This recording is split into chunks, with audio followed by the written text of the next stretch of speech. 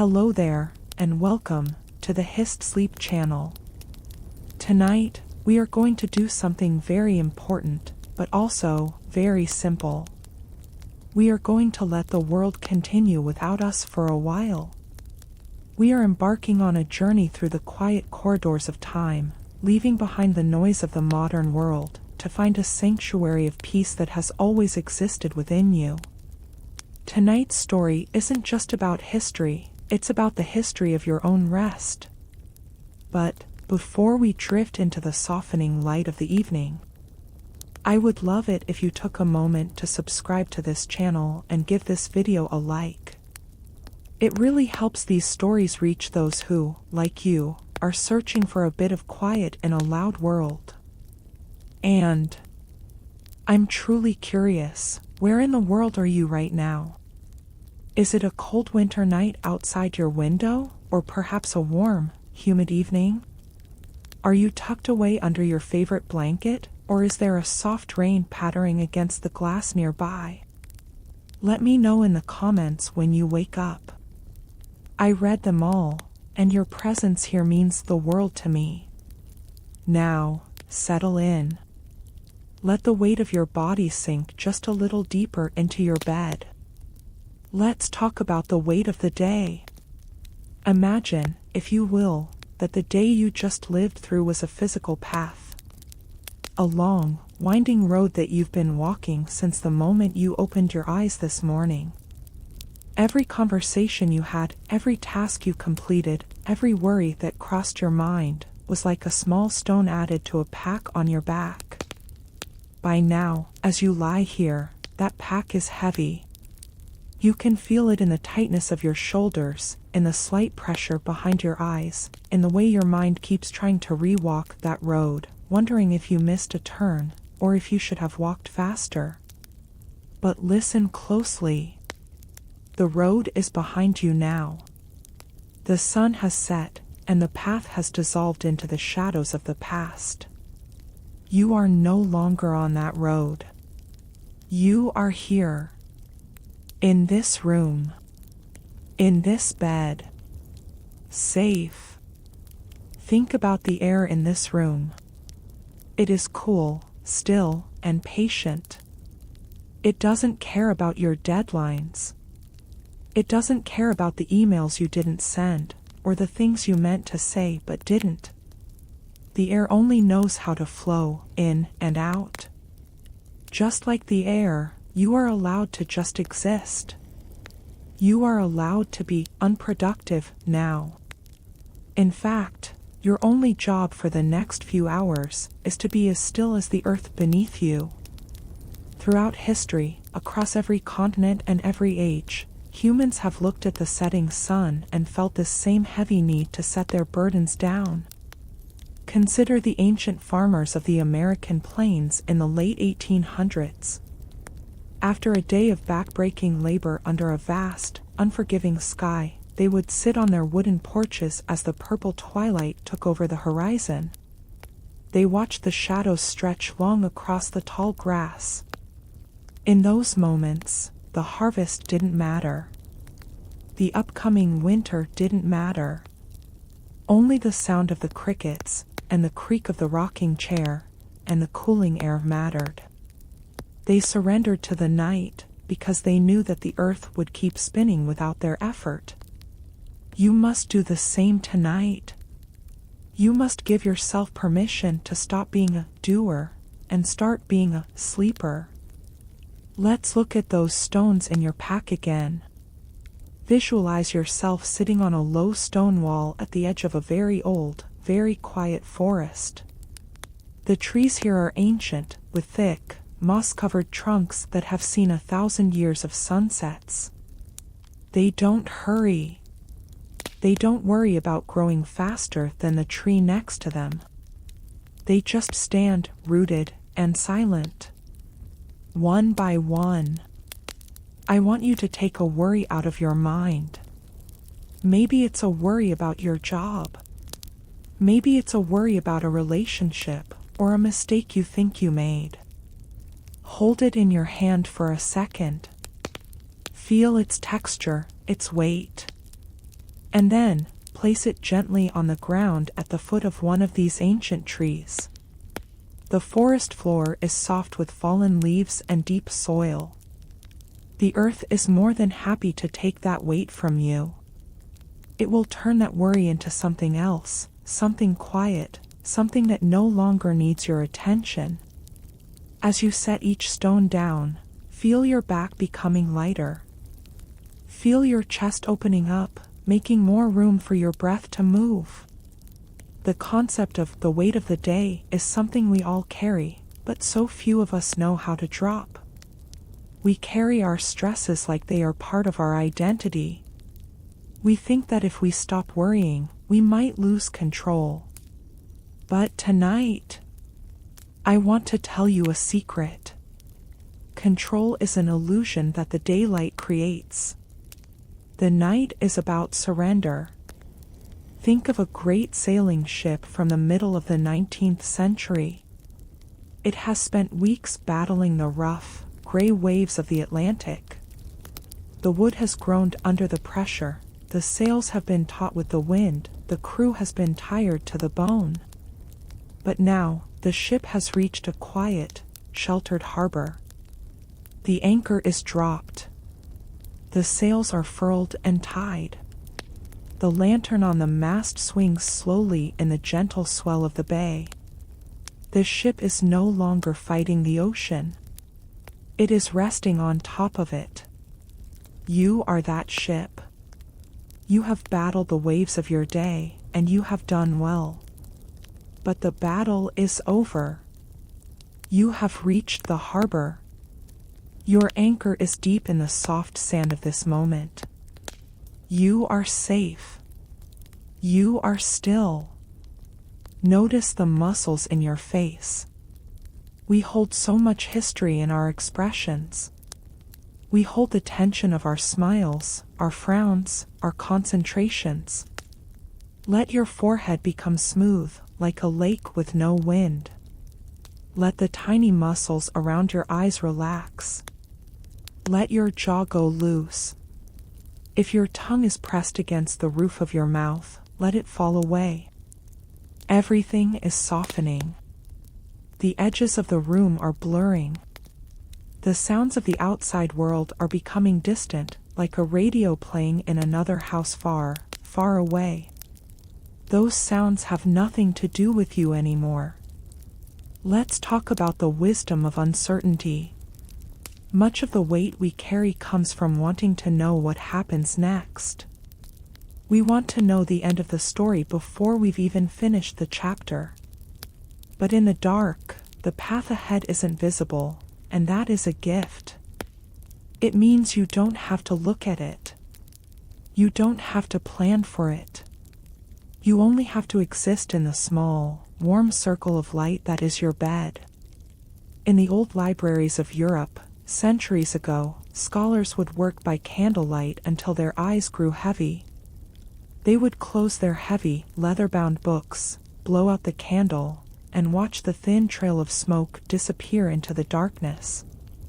In that moment, all the knowledge in the world, all the problems of philosophy, all the dates of history, they all vanished.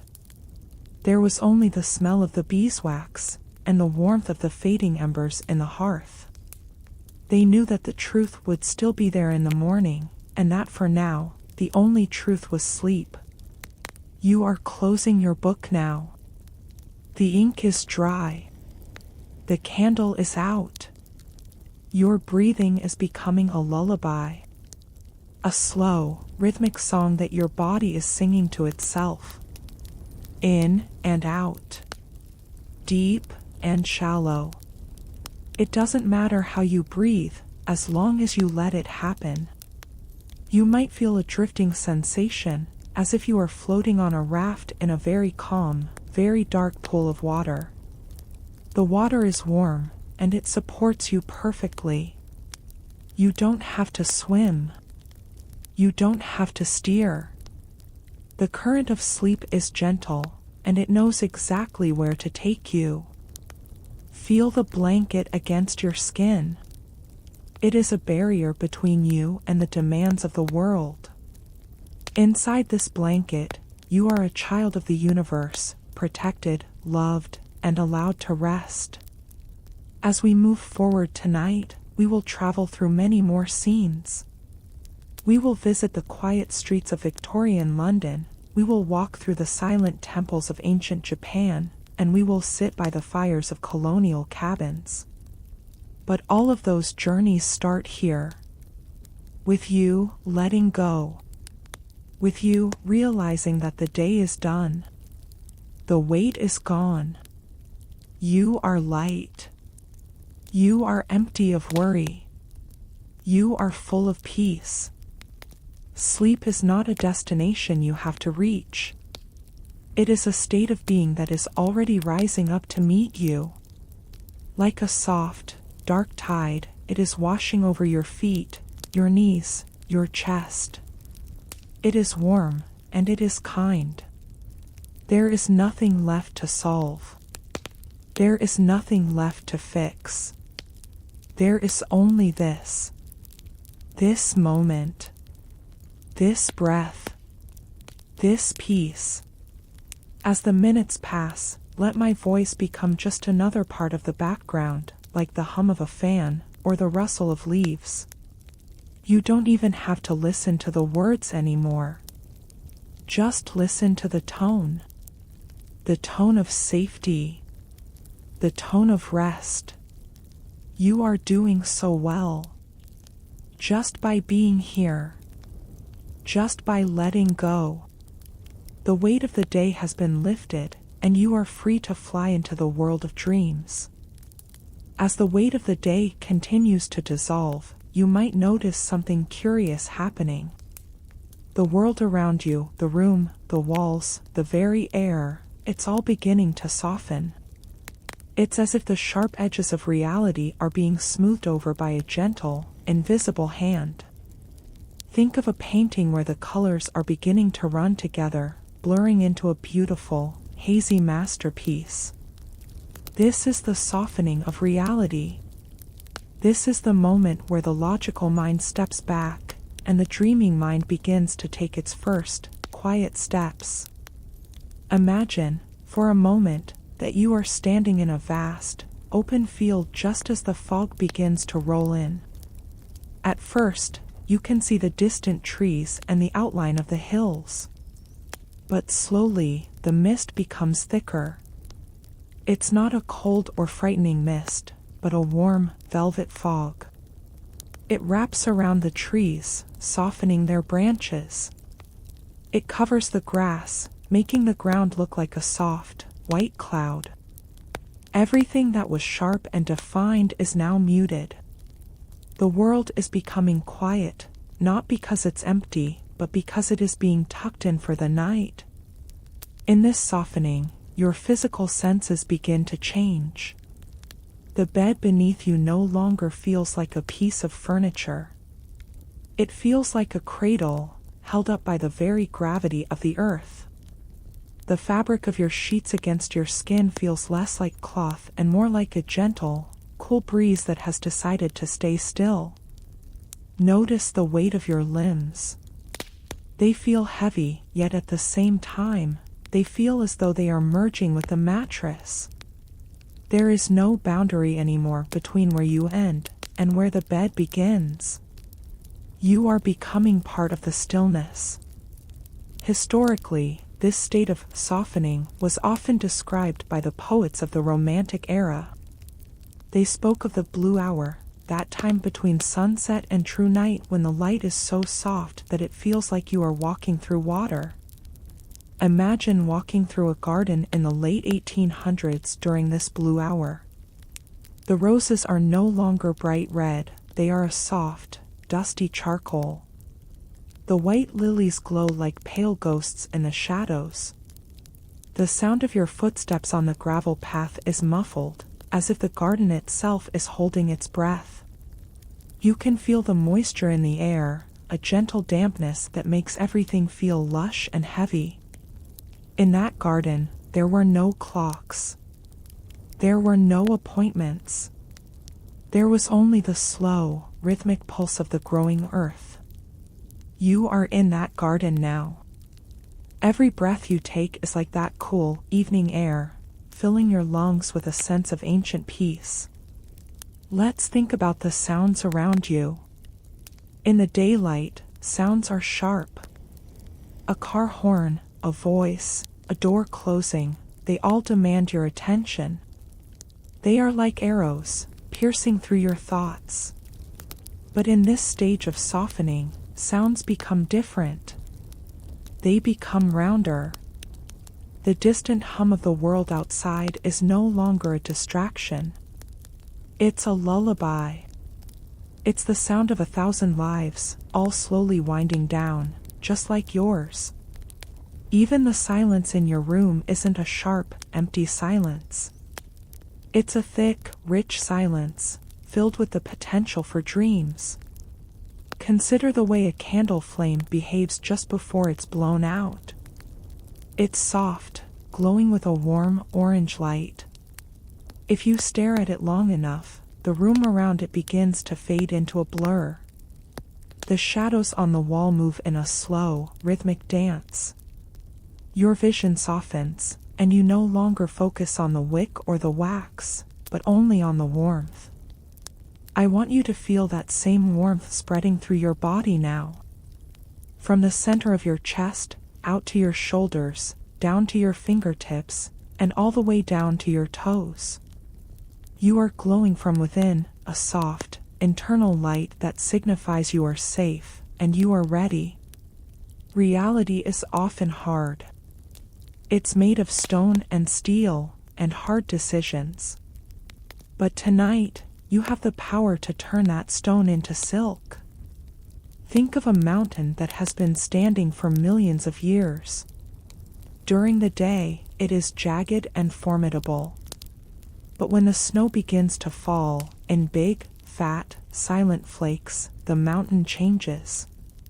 The sharp peaks are rounded over. The deep crevices are filled in. The mountain becomes a soft, white giant, sleeping under a blanket of winter. You are that mountain. Let the snow of relaxation fall over your thoughts. Let it fill in the cracks of your worries.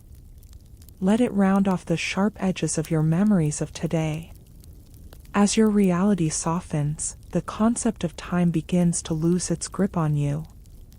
In the world of the awake, time is a ruler, measuring every second, forcing us to move faster. But here, in the softening, time is like a slow-moving river. It doesn't matter what time it is. Minutes feel like hours, and hours feel like a single, beautiful moment of existence. You don't have to look at the clock. The clock has no power over the way you feel right now. In the old Japanese tea houses of the Edo period, there was a profound appreciation for this kind of atmosphere. They called it wabi-sabi, finding beauty in the imperfect, the fleeting, and the soft. Imagine sitting on a tatami mat, watching the moonlight filter through a paper screen. The light isn't direct, it's diffused. It doesn't show the details of the room, it only shows the essence of it. You can hear the water boiling in the iron kettle, a soft, bubbling sound like a distant stream. In that space, the world outside the paper screen didn't exist. The wars, the taxes, the busy streets of Kyoto, they were all just ideas. The only reality was the warmth of the tea and the softness of the shadows. You are behind that paper screen now. The world can knock, but it cannot enter. This is your private sanctuary. A place where reality has no choice but to be kind to you. Feel your heartbeat. It is slowing down, matching the rhythm of the softening world. It's not a frantic beat anymore. It's a steady, confident thrum. It says, I am here. I am safe. I am resting. Every beat sends a wave of relaxation through your veins, like a drop of ink spreading in a glass of water, softening everything it touches. If a thought enters your mind, don't fight it. If you fight it, you make it hard again. Instead, treat the thought like a piece of cotton candy. As soon as you touch it with your attention, let it dissolve. Let it become part of the mist. There is no thought so important that it cannot wait until the sun comes up. And even then, tomorrow's you will be better equipped to handle it because today's you chose to rest. Think of the great libraries at night. Thousands of books, filled with millions of words, all standing silent on the shelves. The stories of kings, the formulas of science, the maps of the stars, they are all there. But in the dark, the words don't need to be read. The knowledge doesn't need to be used. The library itself is just a soft, quiet space smelling of old paper and dust and moonlight. You are like one of those books now. You are closed. Your story is safe, but it is not being told right now. You are simply resting on the shelf, surrounded by the quiet company of the night.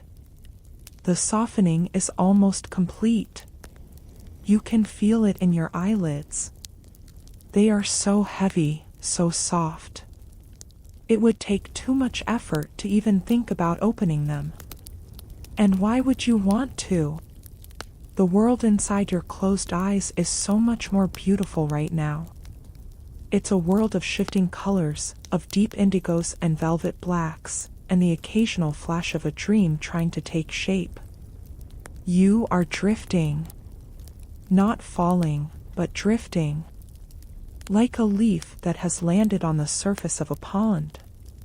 The leaf doesn't sink, it just sits there, supported by the tension of the water. The water is reality, and it has become so soft, so supportive, that you can simply lie there and let the ripples take you wherever they want to go. The air in your lungs feels like silk. The blood in your veins feels like liquid gold. Every cell in your body is sighing with relief.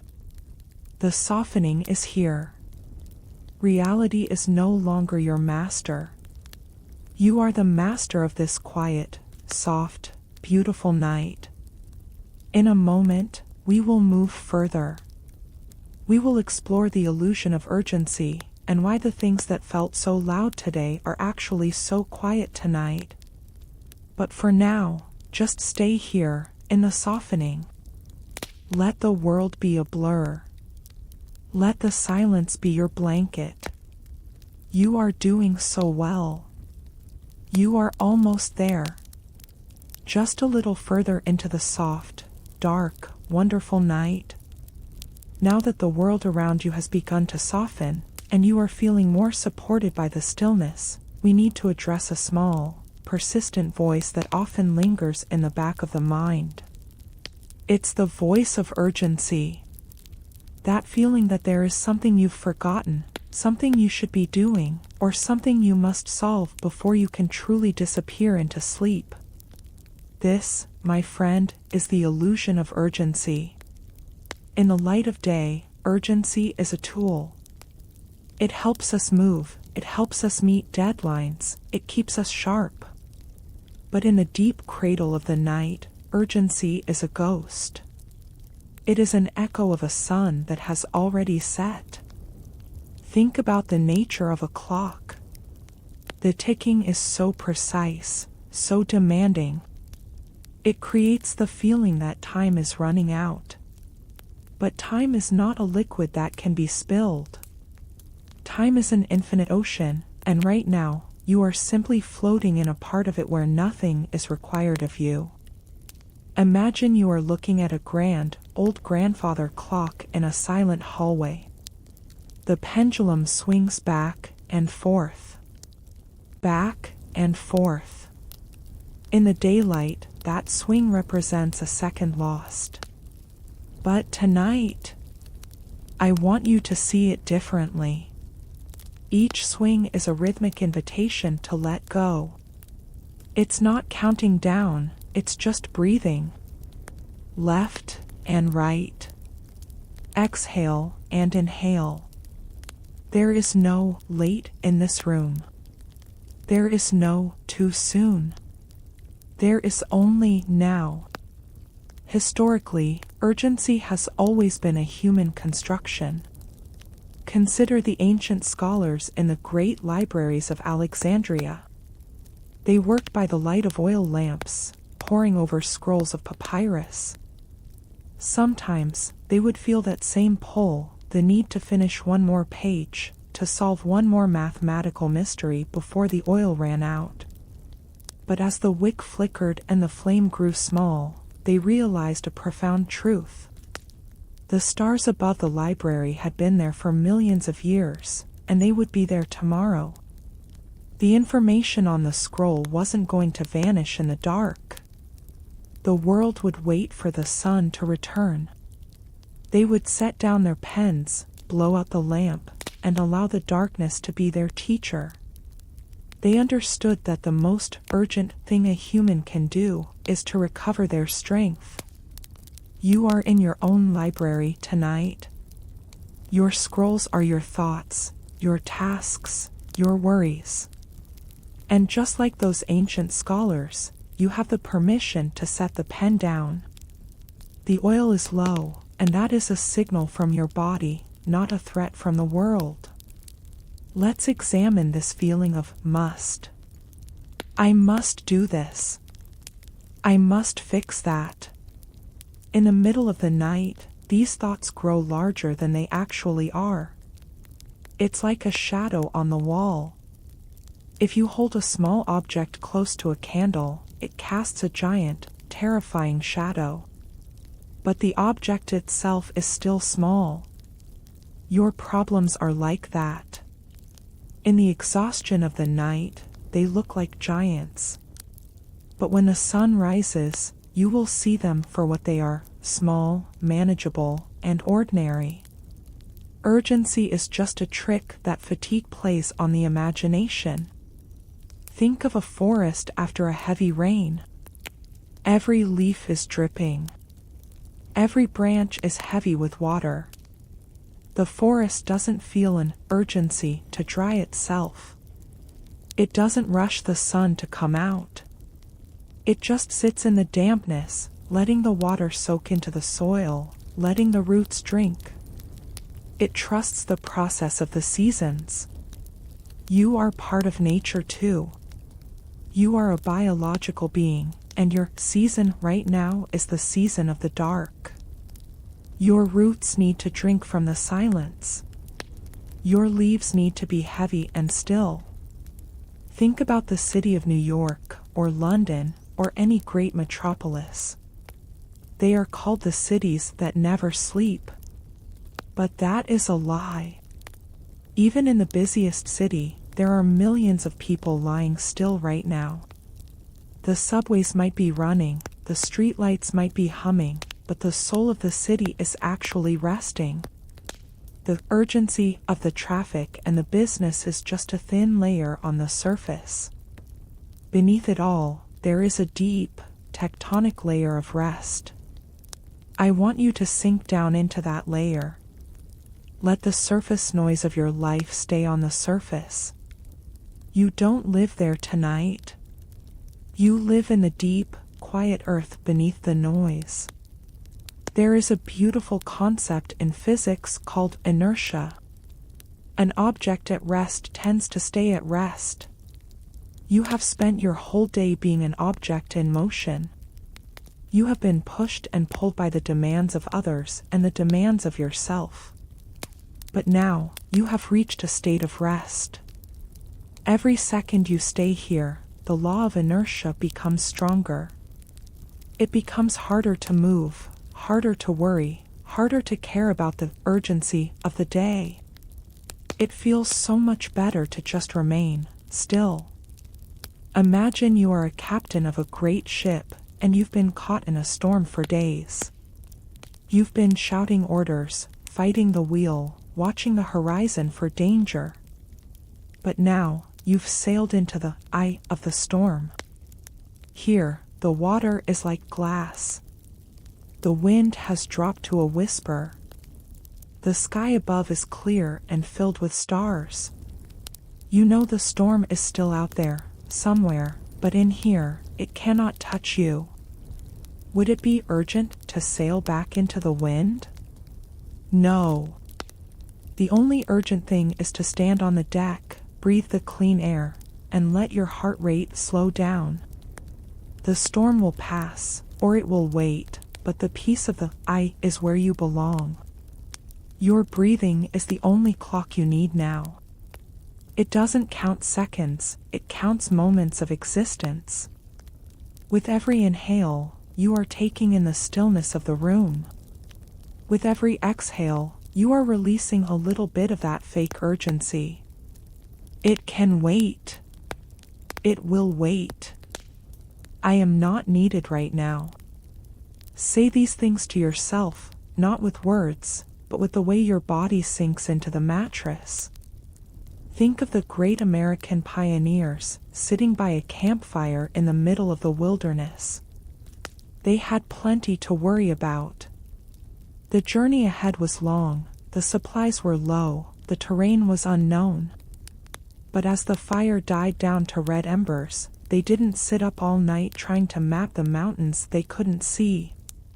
They wrapped themselves in their wool blankets, put their heads on their saddles, and slept. They knew that the urgency of the mountain would still be there in the morning, and they would be much better at climbing it if they had slept. They trusted the night to protect them. The night is protecting you too. It is a shield. It is a wall of velvet that stands between you and your responsibilities. You are in a no-fly zone for worries. They aren't allowed to land here. They can circle around in the clouds all they want, but they don't have enough fuel to stay up there forever.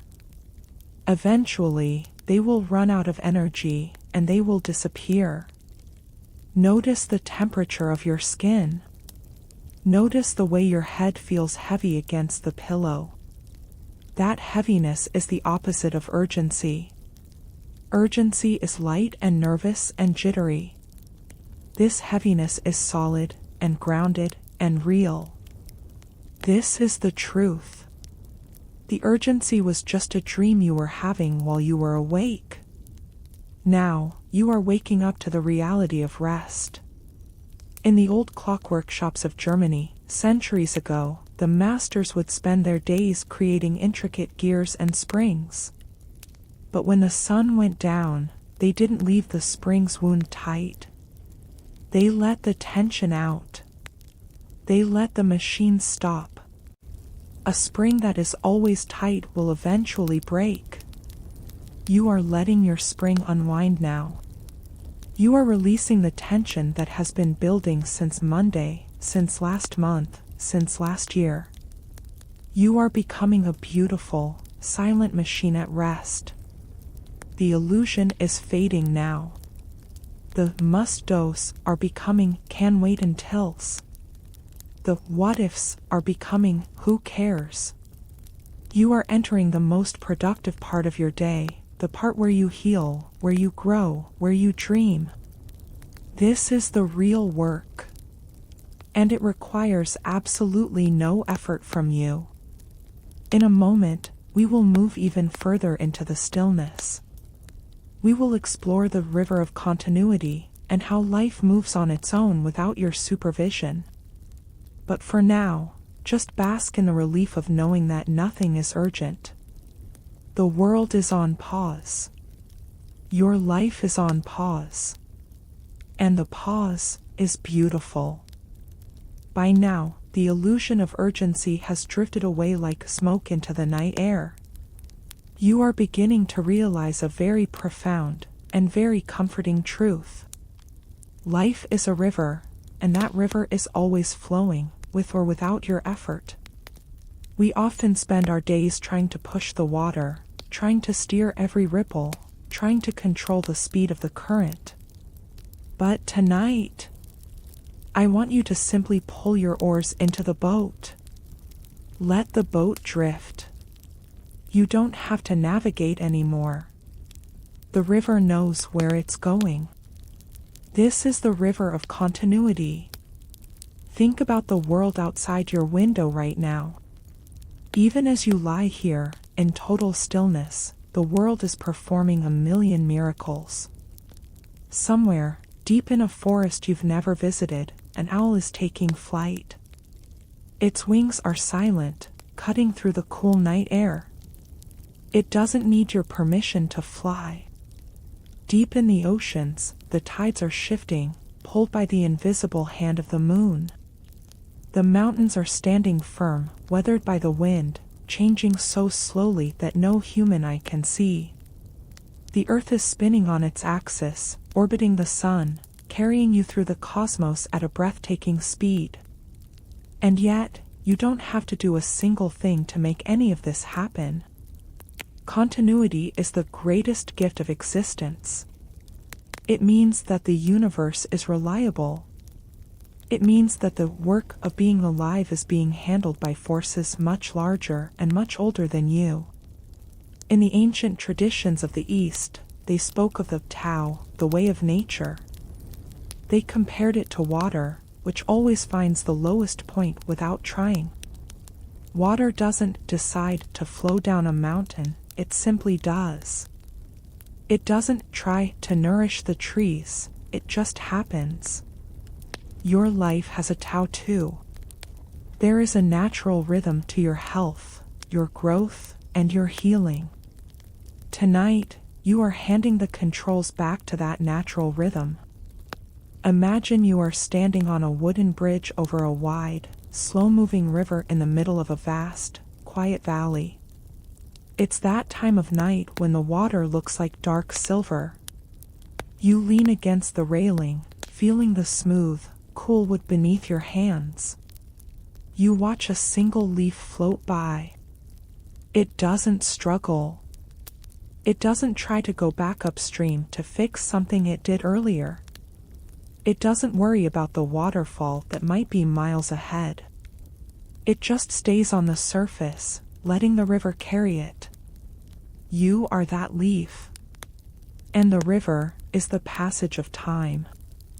Historically, humanity has always found peace in this continuity. Think of the ancient astronomers in the deserts of the Middle East, thousands of years ago. They sat on the sand, looking up at the same stars you can see tonight. They tracked the movements of the planets, and they realized that no matter what wars were being fought, or what empires were falling, the stars always returned to their places. The North Star didn't move. The seasons didn't fail. There was a massive, silent machinery behind the world that never broke down. They called it the music of the spheres. It was a song of continuity. You can hear that song tonight, if you listen with your heart. It's in the steady beat of your pulse. It's in the expansion and contraction of your lungs. Your body is part of this machinery. It knows how to breathe while you sleep. It knows how to repair your cells while you dream. It knows how to process your memories while you vanish into the dark. You are not the manager of your body tonight, you are just the guest. Let's think about the concept of the unsupervised life.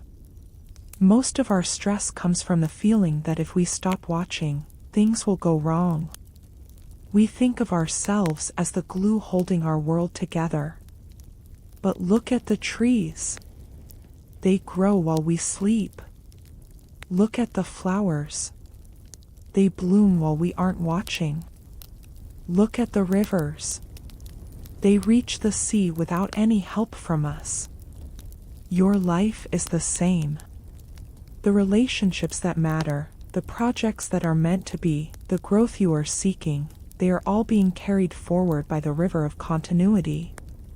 Imagine you are a gardener who has worked all day in the soil. You've planted the seeds, you've watered the ground, you've pulled the weeds. Now, the sun has gone down. Can you make the seeds grow faster by staying awake and staring at the dirt? No. In fact, The best thing you can do for your garden now is to go inside, close your eyes, and let the night do its work. The darkness is just as important for the plant as the light. The not doing is just as important as the doing. You have planted your seeds for the day. Now, let the earth take over. In the old villages of Europe, before the age of electricity, the town crier would walk the streets at night with a lantern. He would call out, 10 o'clock, and all is well. Midnight, and all is well. What a beautiful thing to hear. He wasn't saying that there were no problems in the world. He was saying that the world was still turning. The order of things was intact. Safety was present. I am your town crier tonight. It is the middle of the night, and all is well. The river is flowing, the stars are in their places, and you are exactly where you are supposed to be. Feel the continuity in your own body. Your skin is constantly renewing itself. Your blood is moving in a perfect, closed loop. There is a deep, biological intelligence within you that never sleeps. It is the same intelligence that guides the birds during migration and tells the bears when to hibernate. You can trust this intelligence. It is much smarter than your worried thoughts. It is much more capable than your anxious plans. Let it take the wheel. Imagine you are lying in a small, comfortable cabin on the deck of a large, stable ship. You can hear the water lapping against the hull, a rhythmic, hypnotic sound. Slosh and hiss. Slosh and hiss.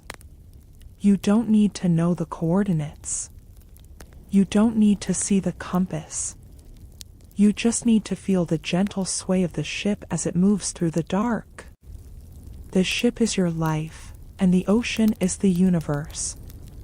You are being carried toward a new day, and you don't have to walk a single step to get there. The river of continuity is also a river of forgiveness. Because the river is always moving, the you of 10 minutes ago is already being washed downstream. The mistakes of this morning are miles away by now. You are always being made new. Every breath is a fresh start. Every moment of stillness is a chance to let the old version of yourself drift away, making room for the rested, peaceful version that will wake up tomorrow. Think of the great forests of the Pacific Northwest. The massive cedars and firs. They stand in the rain and the mist for hundreds of years. They have survived fires, and storms, and droughts. And they did it by simply staying. By continuing. They didn't panic during the storm. They didn't despair during the drought. They just kept their roots deep and waited for the next cycle. You are learning that same patience tonight. You are learning to wait for the next cycle of the sun, while resting in the beauty of the current cycle of the moon. The river is getting wider now. The current is becoming even slower, even more peaceful. You are reaching the part of the journey where the river meets the sea of deep sleep. Here, the water is vast and still. The boundaries are disappearing. There is no shore, no bridge, no boat. There is only the infinite, dark, supportive continuity of the water. You are drifting. You are flowing. You are continuing. Everything is being handled. Everything is in order. The universe is awake so that you don't have to be. The river is moving so that you can stay still. Trust the flow. Trust the night. Trust the continuity. In a moment, we will move into the fifth part of our journey. We will talk about the habit of thinking and how to gently break the cycle of the mind. But for now, just feel the movement of the river. Feel the safety of the flow. You are being carried. You are safe. You are loved by the very laws of nature. Sleep now on the river of continuity. By now, the river of continuity has carried you into a deeper, more silent part of the night. But you might find that as your body becomes heavier, your mind remains active. It's like an engine that has been turned off but is still clicking as it cools down. This is what we call the habit of thinking. We have spent decades training our brains to be problem solvers, to be analysts, to be watchers. We treat thinking as if it is a necessity, like breathing. But tonight, I want to show you that thinking is just a habit. And like any habit, it can be gently set aside when its work is done. Imagine your mind is like a vast, ancient library. During the day, the librarians are busy. They are filing papers, organizing books, answering questions, and running from shelf to shelf. It is a place of high activity. But now, it is after hours. The grand oak doors have been locked. The main lights have been dimmed. Yet, occasionally, you see a small flashlight flickering in the corner of a dark aisle. That is a rogue thought, a habit of the mind trying to organize a shelf that doesn't need to be organized tonight. You don't need to chase that light. You don't need to scold the librarian. You just need to realize that the library is closed. The books aren't going anywhere. Think about why we think so much at night. In the silence, our thoughts become louder because they have no competition. During the day, the world provides a symphony of noise that masks the chatter of the ego. But in the dark, every small doubt, every minor memory, sounds like a shout. We mistake this volume for importance. We think that because a thought is loud, it must be urgent. But it isn't. It's just the acoustics of the night. It's just an echo in an empty room. Historically, humanity has always struggled with this internal noise. Thousands of years ago, the desert fathers of Egypt would retreat into the deepest silence of the dunes to find peace. They realized that the mind is like a wild monkey that has been tied to a pole. At first, the monkey runs in circles, pulling at the rope, screaming at the sky. But eventually, when it realizes the rope will not break, it sits down. It becomes quiet. It stops fighting the reality of the pole.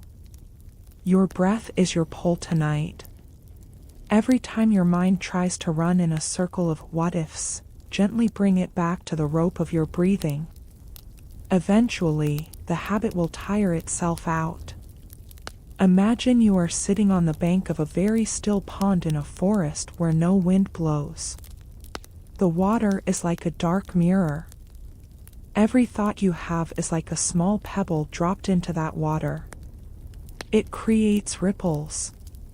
The ripples move outward, distorting the reflection of the stars. If you keep dropping pebbles, the water stays agitated. You might feel the need to reach into the water and stop the ripples with your hands. But that only creates more movement, more chaos. The only way to make the pond still is to stop dropping the pebbles. Just sit. Just watch. The water knows how to be still. It is its natural state. Your mind knows how to be still too, if you only stop giving it new stones to carry. Think of the thinking mind as a loyal employee who doesn't realize the office is shut for the holidays. He is still trying to hand you files. He is still trying to remind you of appointments for next month. You don't have to be angry with him. He's just trying to be helpful. But you can look at him with kindness and say, "Thank you for your service, but you are dismissed for the night. Go home. Get some rest." Visualize this employee walking out of your mind, turning off the last lamp, and closing the door behind him. In the 19th century, before the world was connected by wires and signals, people lived by the natural light of the sun. When the sun went down, the work stopped. They didn't have the habit of constant information consumption. They sat by the fire, watching the wood turn to ash. Watching fire is a way of unthinking. The flames have no logic. They have no agenda. They just dance. I want you to watch the fire of your own consciousness now. Let your thoughts be like the sparks that fly up the chimney. They are bright for a second, and then they vanish into the cold, night air. They don't leave a mark. They don't change the structure of the house. We often think because we are afraid of what happens if we stop. We think that if we stop managing our lives through thought, our lives will fall apart. But you have already seen the river of continuity. You already know that the universe is holding you. Thinking is often just a sophisticated form of worrying. And worrying is like a rocking chair. It gives you something to do, but it doesn't get you anywhere. Tonight, get out of the rocking chair. Lie down on the solid ground of being. Feel the space behind your eyes.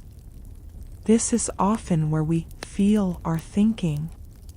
There is a subtle tension there, a tightness. Breathe into that space. Imagine a soft, blue light filling the area behind your forehead, cooling it, expanding it. It's like a theater where the screen has gone blank. The movie of your day is over. The actors have gone to their dressing rooms. The audience has left. There is only the vast, empty, peaceful space of the theater itself. It is a beautiful emptiness. It is a room full of potential for rest. Think of the thousands of generations of people who have lived before you. They all had the same habit of thinking. They worried about the same things: survival, love, money, the future. And yet, they all eventually slept. And the world continued. Their thoughts, which felt so solid and important to them, are now gone. They are as weightless as dust. Your thoughts tonight are no different. They feel solid, but they are made of nothing. They are just electrical impulses, passing through the ancient architecture of your brain. You don't have to obey an impulse. You don't have to follow it into the dark. Imagine you are a giant, ancient tree. Your roots go down miles into the cool, dark earth. Your branches reach up into the infinite stars. A bird lands on one of your branches. That bird is a thought. It chirps, it flutters, it moves around. But you are not the bird. You are the tree. The bird can stay, or it can fly away. It doesn't change who you are. It doesn't affect your deep, wooden silence. Let the birds of thought land on your branches. Don't try to scare them away, but don't try to catch them either. Just let them be.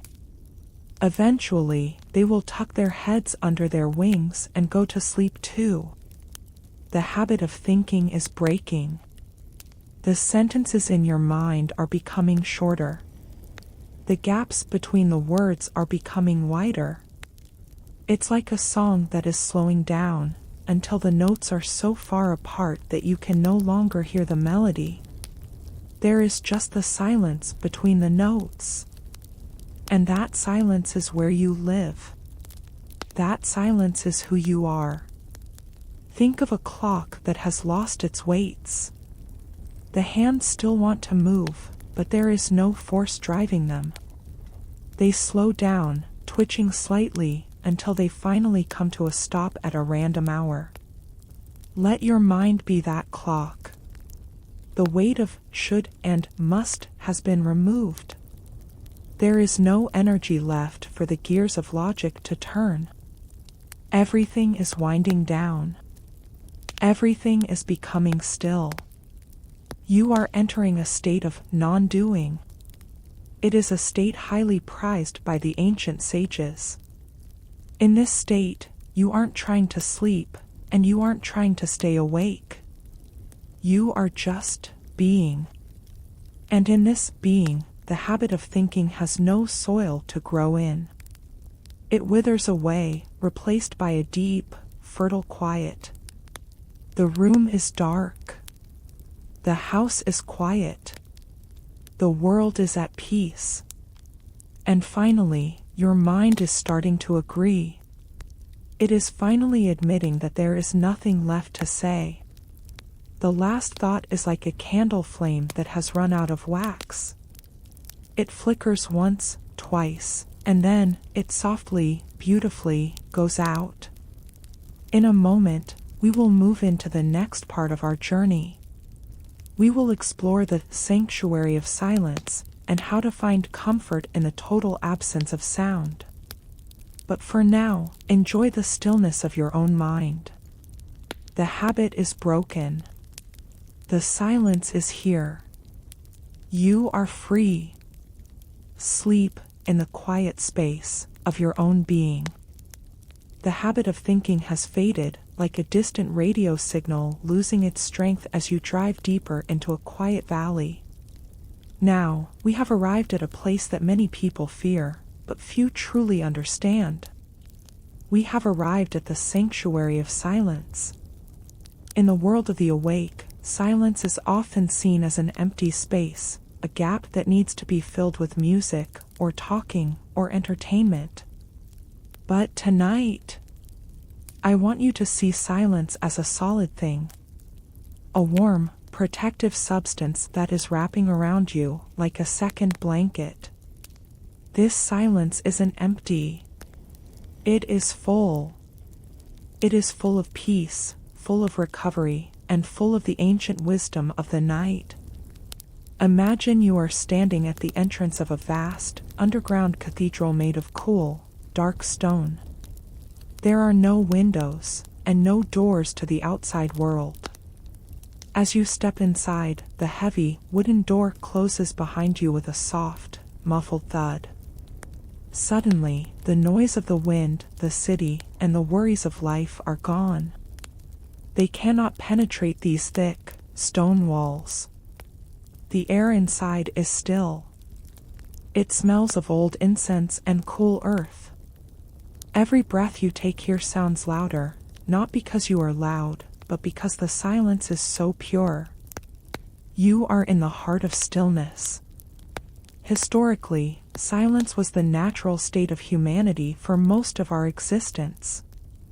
Think of the ancient nomads sleeping under the stars in the vast, empty deserts. At night, there were no engines, no electrical hums, no distant sirens. There was only the sound of the sand shifting in the wind, and the silence of the infinite stars. To them, silence wasn't a lack of sound, it was the presence of the divine. They felt that in the silence, they could hear the earth breathing. Tonight, I want you to listen for that same breath.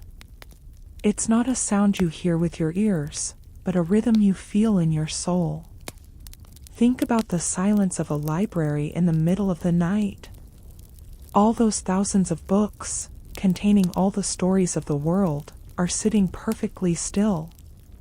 The ink is resting on the paper. The characters are asleep in their chapters. There is a weight to that silence, a dignity. You don't need to speak here. In fact, words would feel too heavy and clumsy for this space. Let your words dissolve. Let your names, your titles, and your descriptions vanish. In the sanctuary of silence, you don't need to be anyone. You are just a point of awareness, floating in a sea of quiet. Silence is where the body heals. Think of a broken bone or a healing wound. It doesn't need to be talked to. It doesn't need to be entertained. It needs stillness. It needs the absence of interference. Your mind is the same. After a day of processing thousands of images and thousands of words, it is exhausted. Silence is the medicine. It is a cool, damp cloth laid across your forehead. It is the absence of a demand. The silence doesn't ask anything of you. It doesn't expect you to respond. It just lets you be. Visualize a deep, dark lake in the middle of a mountain range. It is midnight. The water is so still that the stars are reflected perfectly on the surface, like tiny, white diamonds. If you were to dip your toe into that water, the ripples would travel for miles. But you are not dipping your toe. You are the lake itself. You are the depth. You are the stillness beneath the surface.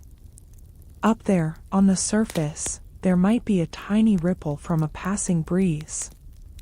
But down here, in your depths, there is only a thick, heavy, beautiful silence. Light cannot reach this far down. Sound cannot reach this far down. It is just you and the quiet. In the 19th century, in the quiet country houses of the American South, people knew the value of the evening porch. They would sit together for hours without saying a single word. They weren't angry, and they weren't bored. They were simply sharing the silence. They were watching the fireflies dance in the dark, listening to the distant call of a whippoorwill. They understood that sometimes the most important things are said when nobody is talking.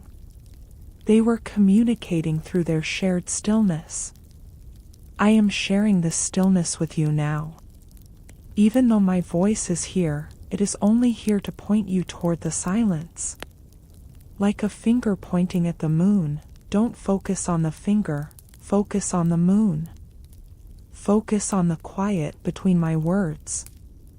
Silence is a return to our origins. Before we learned to speak, before we learned to name the world, we lived in silence. It is the language of the womb. It is the language of the forest. It is the language of the stars. When you embrace silence, you are coming home. You are letting go of the artificial world of human noise and returning to the natural world of universal quiet. Feel the silence in your ears. Sometimes, if you listen closely to the quiet, you can hear a high, thin hum. Some call it the sound of silence. It's the sound of your own nervous system settling down. It's the sound of the atoms in the room vibrating. It's a very peaceful sound. It's the background noise of the universe. Let that hum be your lullaby. It is steady, unchanging, and eternal. Imagine you are a piece of snow falling in a deep, dark pine forest. You land on a branch that is already heavy with white powder. When snow falls, it absorbs sound. It makes the world even quieter than it was before. Think of your thoughts as those falling snowflakes. Instead of making noise, they are adding to the quiet. Every thought that passes is being smothered by the soft, white blanket of silence. The forest is becoming more and more muffled. Soon, even the sound of your own heart will feel like it's being wrapped in cotton.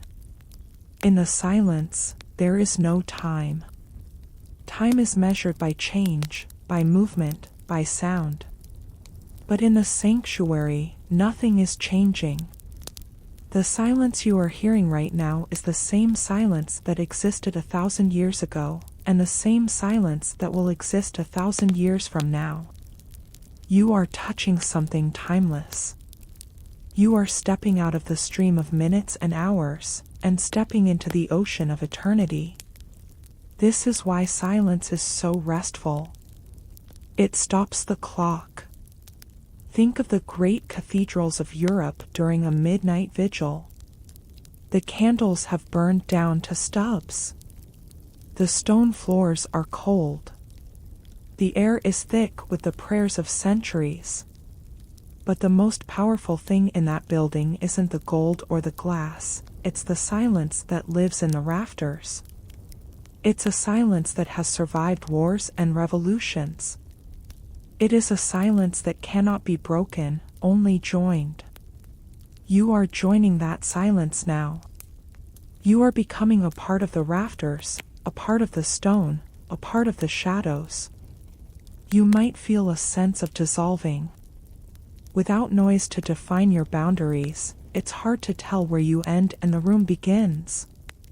This is a good thing. Let the boundaries go. Let the I disappear into the quiet. You don't need a name tonight. You don't need a story. You are just the silence, listening to itself.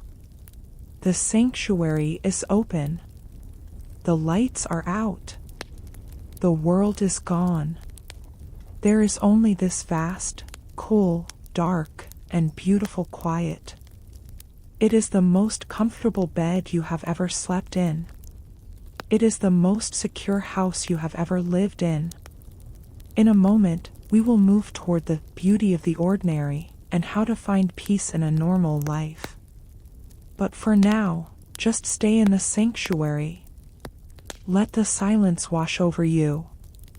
Let it fill your lungs. Let it still your heart. You are safe in the quiet. You are home in the silence. The sanctuary of silence has prepared your soul for a very special kind of realization.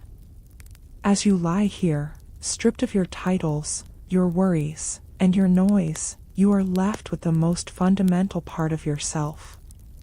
You are left with the ordinary. In our modern world, we are taught to chase the extraordinary. We are told that our lives must be spectacular, our achievements must be loud, and our experiences must be constant peaks of excitement. But tonight, I want to tell you the truth. The most beautiful parts of your life are the ordinary ones. The quiet moments that you often overlook because you are looking for something bigger.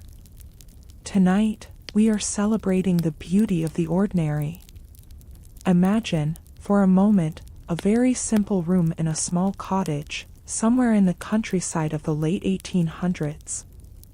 There are no bright lights, no screens, no constant stream of global news. There is just a wooden table, a single candle, and the sound of a clock ticking on the wall. On the table, there is a plain ceramic mug and a loaf of bread. To an outsider, this scene might look boring. But look closer. Look at the way the candlelight plays on the grain of the wood. Feel the warmth of the room. Notice the absolute peace of a night where nothing major is happening. This is the ordinary life.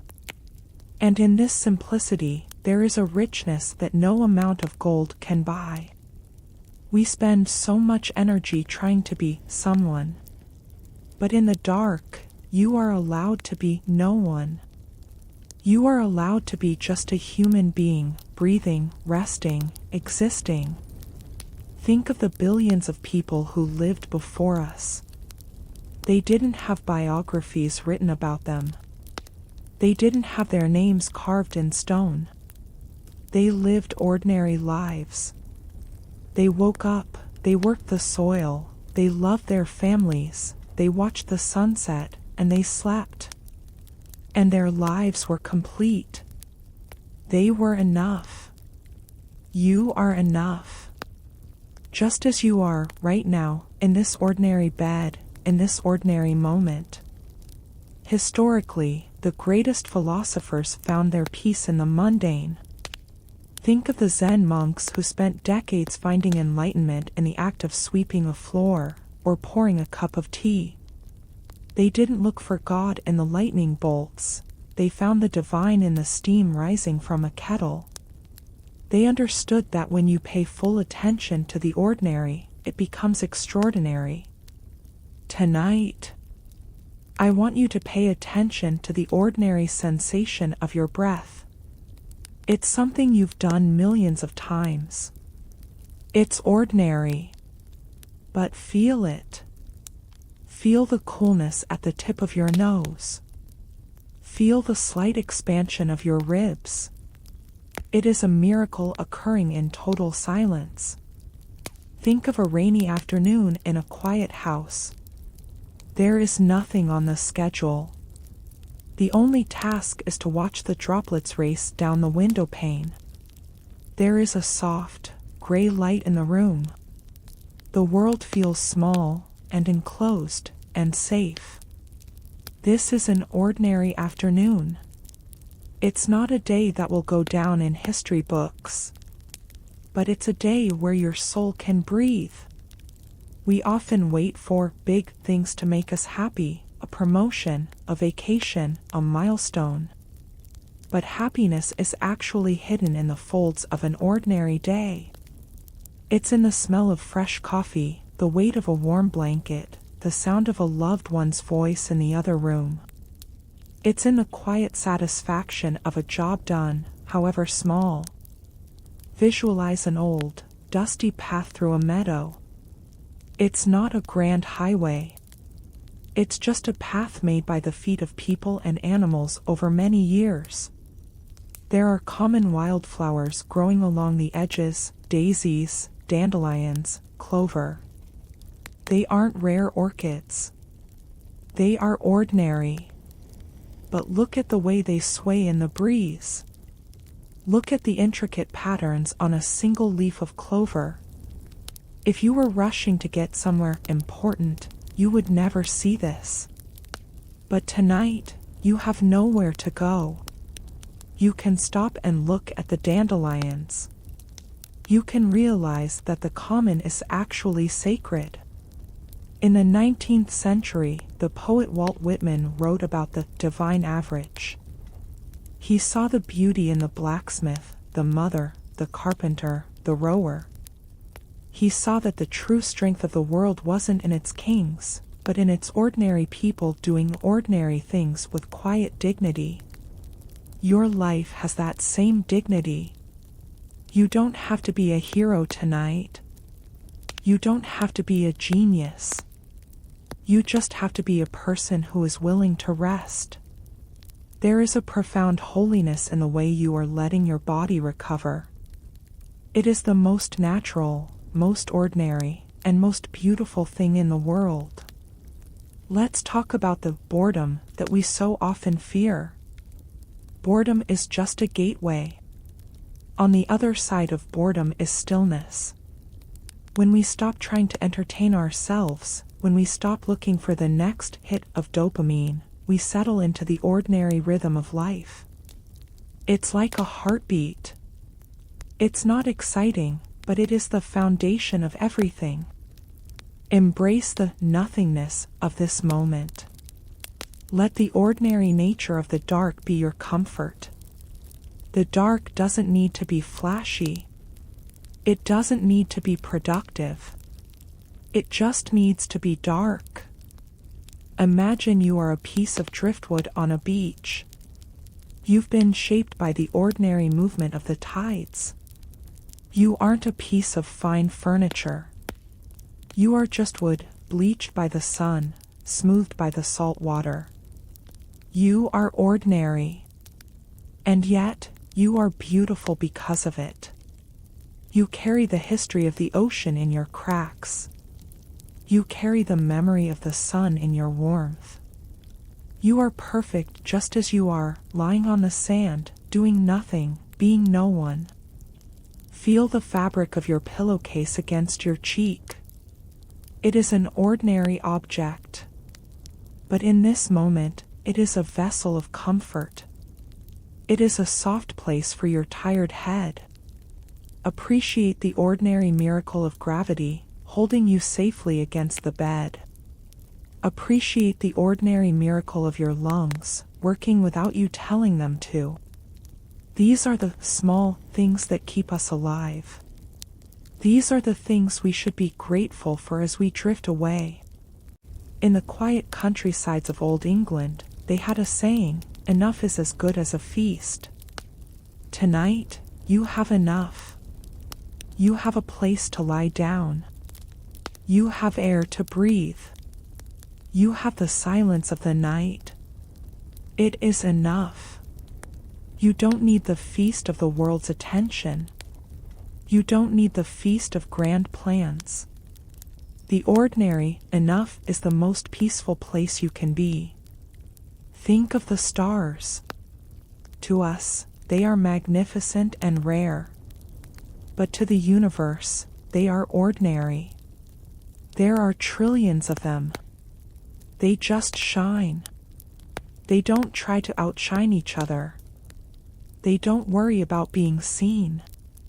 They just fulfill their ordinary nature of being light in the dark.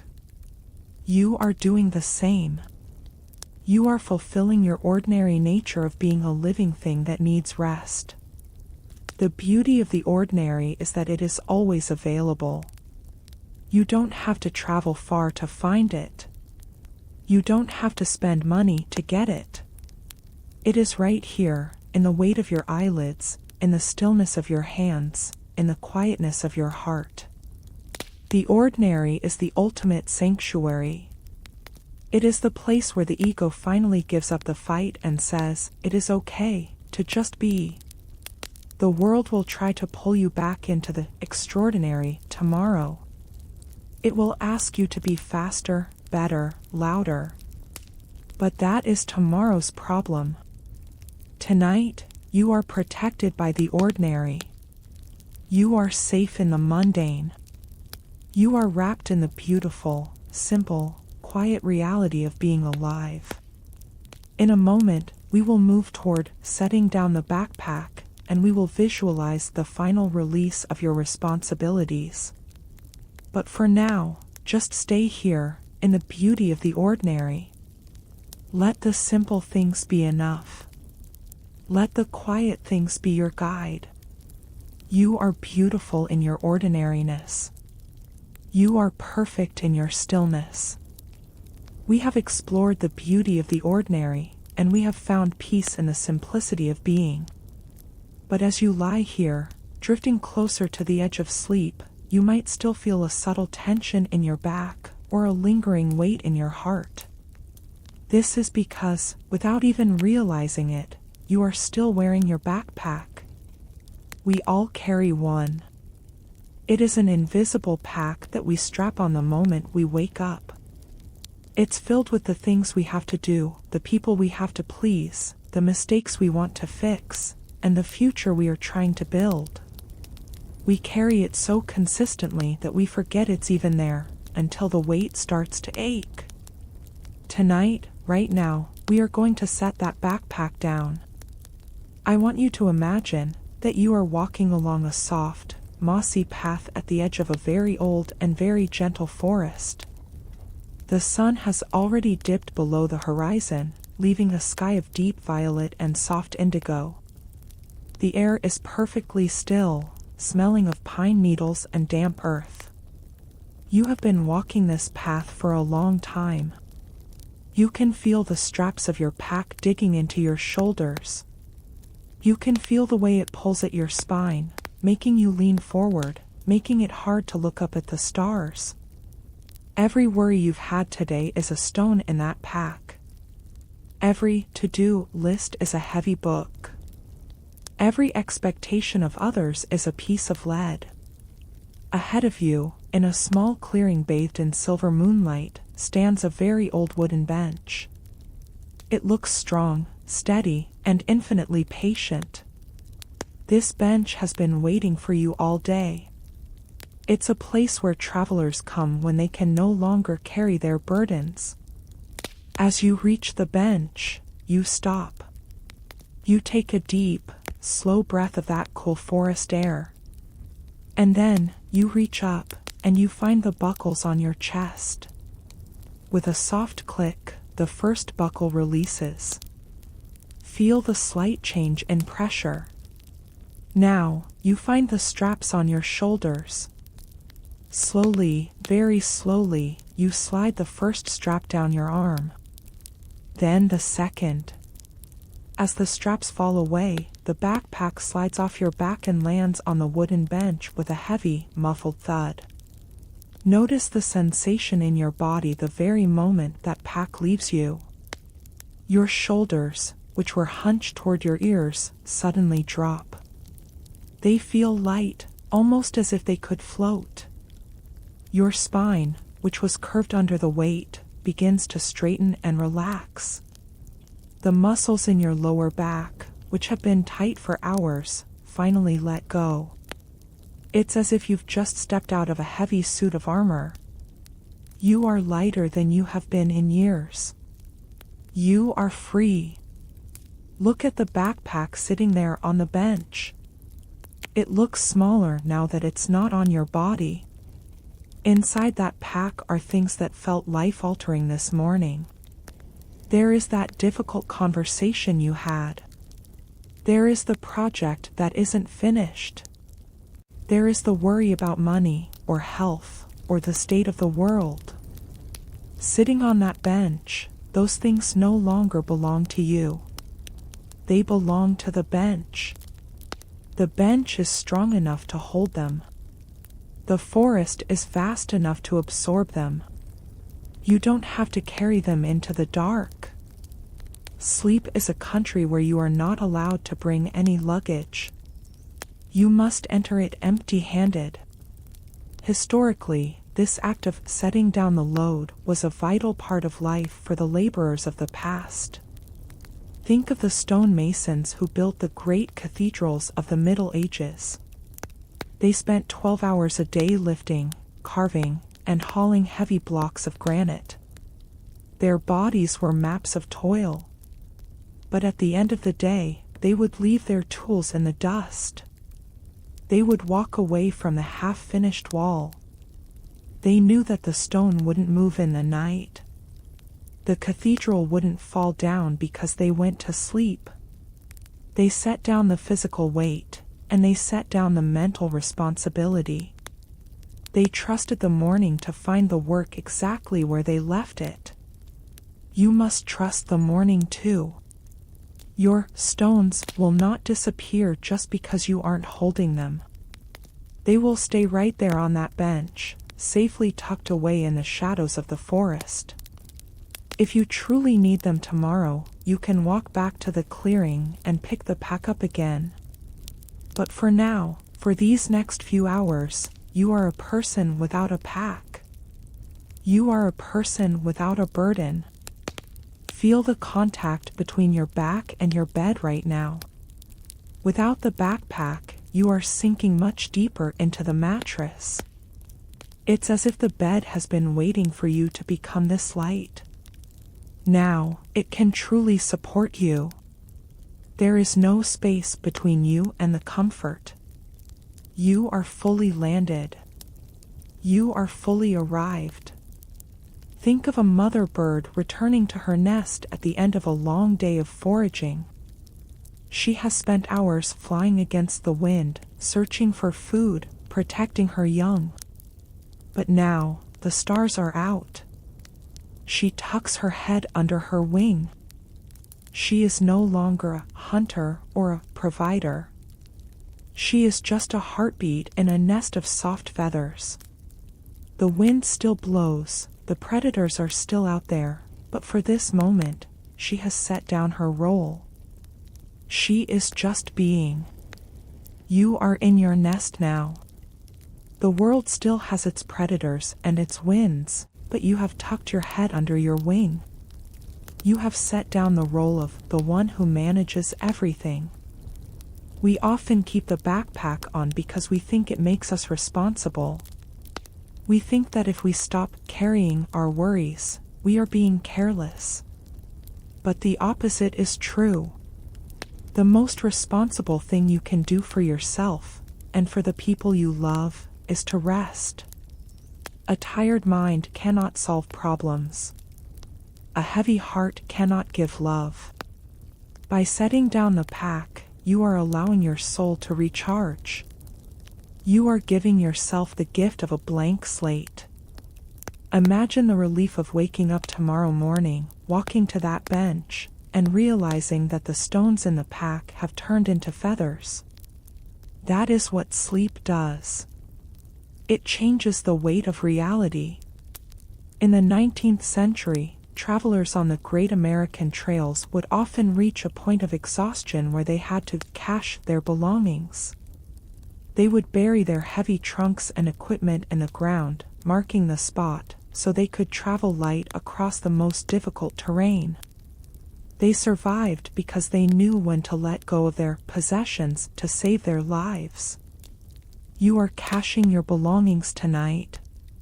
You are burying your heavy thoughts in the cool, dark soil of the night. You are traveling light now. You are moving into the world of dreams with nothing but your own breath. The straps are gone. The ache in your shoulders is fading into a warm, tingly sensation of blood returning to the muscles. Your chest feels expansive, free to rise and fall without the pressure of the pack. You can take a full breath, a deep, satisfying breath that reaches all the way to your belly. There is nothing pressing against you. There is nothing pushing you down. Look back at the clearing one last time. The bench is fading into the mist. The backpack is now just a dark shape in the distance. It's getting further and further away as you drift deeper into the forest of sleep. You are walking away from the to-do lists. You are walking away from the what-ifs. Every step you take makes you feel lighter, until you feel like you are barely touching the ground. Soon, you will be floating. The weight is a memory. The lightness is the reality. You are no longer defined by what you carry. You are defined by the peace you are becoming. The forest is whispering to you now.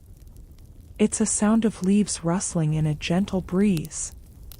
It's saying, leave it here. We will watch over it. You go on. You go to sleep. Listen to that whisper. Believe it. The clearing is gone now. There is only the soft, dark path ahead, leading you toward the heart of the mountain of dreams. You are light. You are free. You are ready. In a moment, we will move toward the wisdom of uncertainty, where we will learn to be comfortable with not knowing what comes next. But for now, just enjoy the feeling of your empty shoulders. Enjoy the freedom of your unburdened back. The backpack is gone. The rest is here. Sleep well in your new, beautiful lightness. The backpack has been left behind, and you are walking deeper into the mist of the forest, feeling lighter with every step. But as we move further into the night, a new sensation might arise. It is the feeling of not knowing exactly where we are going. In the daylight, we crave certainty. We want to see the whole map. We want to know the destination. We want to be sure of every turn. We treat uncertainty as an enemy, as something that needs to be solved or eliminated. But tonight, I want to introduce you to the wisdom of uncertainty. In the dark, not knowing is not a danger, it is a sanctuary. It is the freedom of not having to be right, or prepared, or certain of anything at all. Imagine you are standing on the deck of a very old, very sturdy wooden ship in the middle of a vast, calm ocean. It is a moonless night. When you look out over the railing, you cannot see the horizon, You cannot see where the water ends and the sky begins. Everything is a deep, velvety black. If you were the captain in the middle of a storm, this uncertainty would be terrifying. But tonight, the sails are tied, the anchor is deep, and the water is as still as glass. In this stillness, the fact that you can't see the distant shore is actually a relief. It means the shore cannot demand anything from you. It means you don't have to plan for the landing.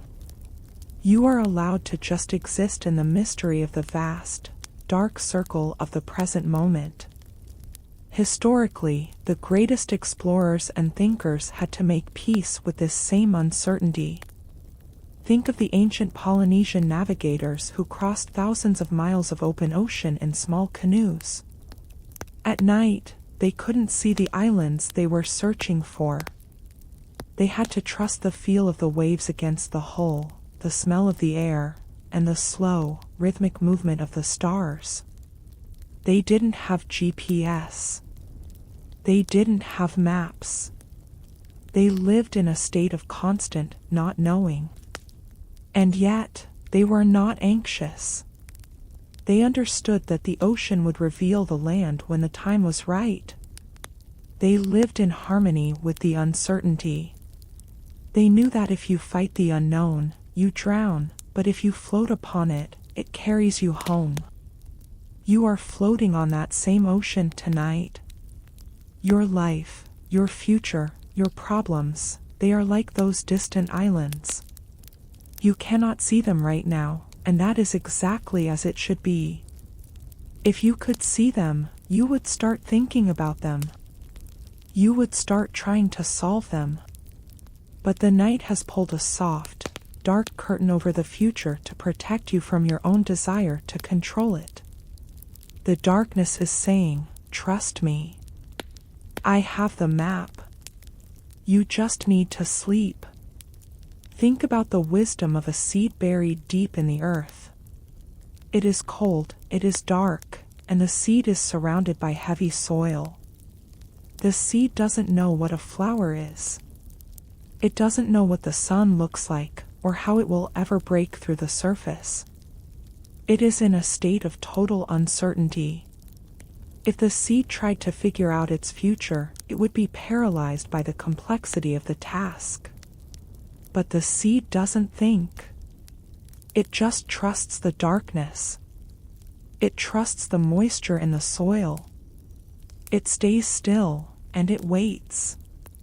It knows that the uncertainty of the earth is actually the very thing that provides the nourishment for its growth. You are that seed tonight.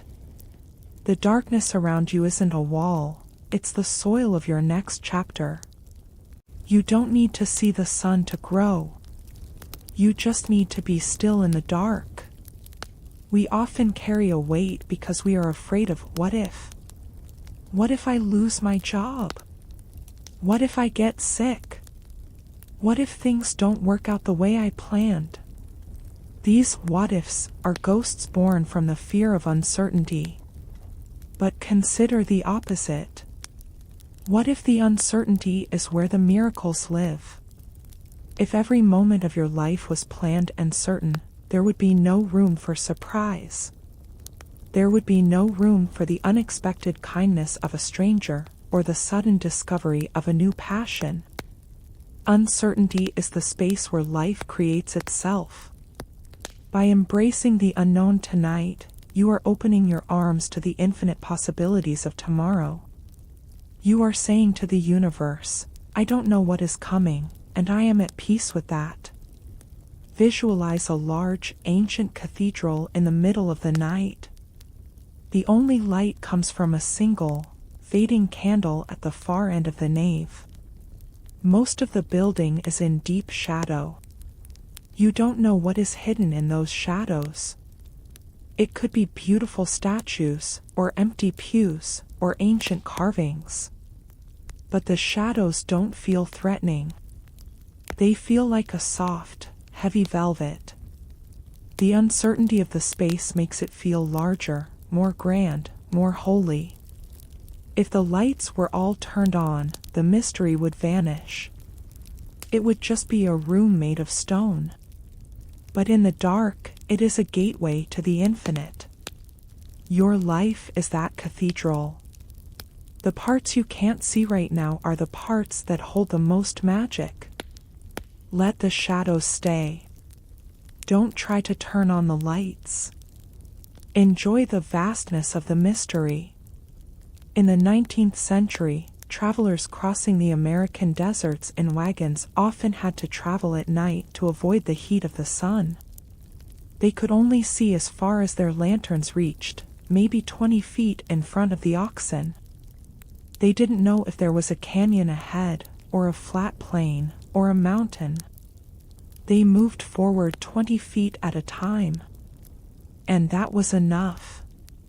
They didn't need to see the whole trail to reach California. They only needed to see the next 20 feet.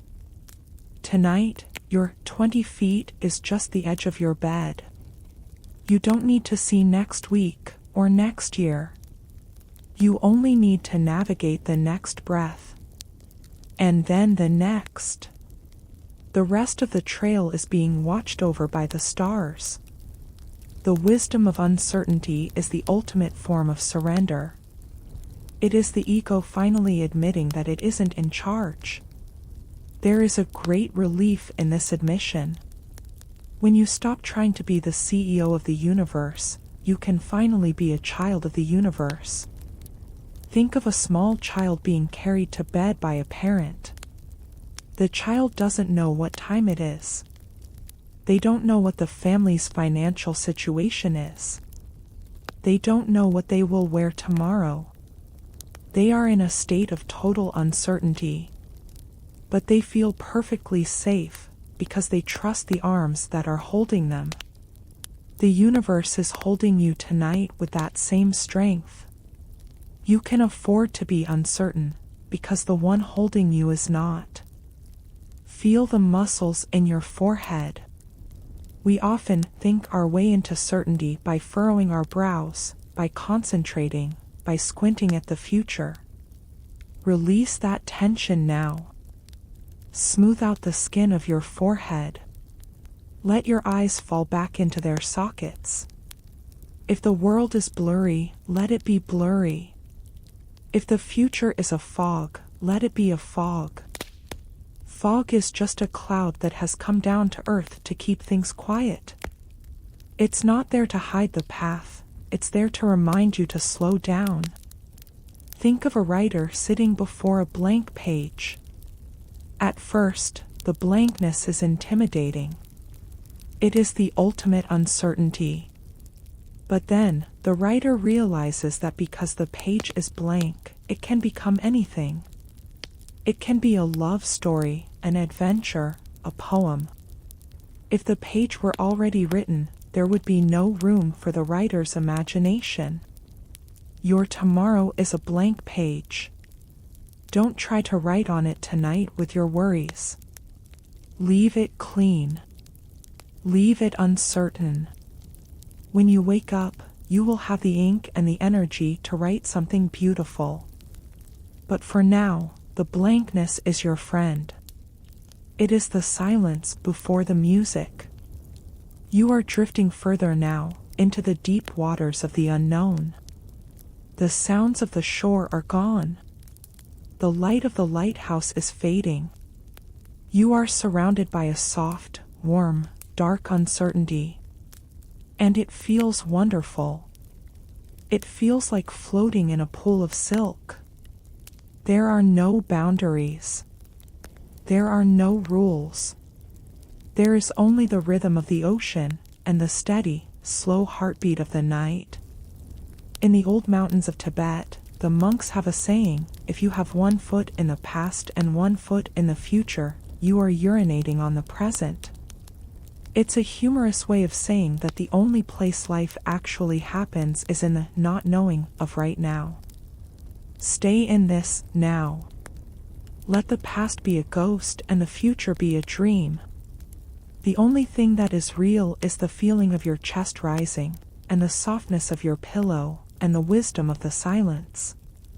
The uncertainty is a blanket. It covers the sharp edges of your life. It mutes the loud colors of your day. It turns the world into a soft, gray, peaceful mystery. You are sinking into that mystery. You are becoming part of the fog. You are becoming part of the dark.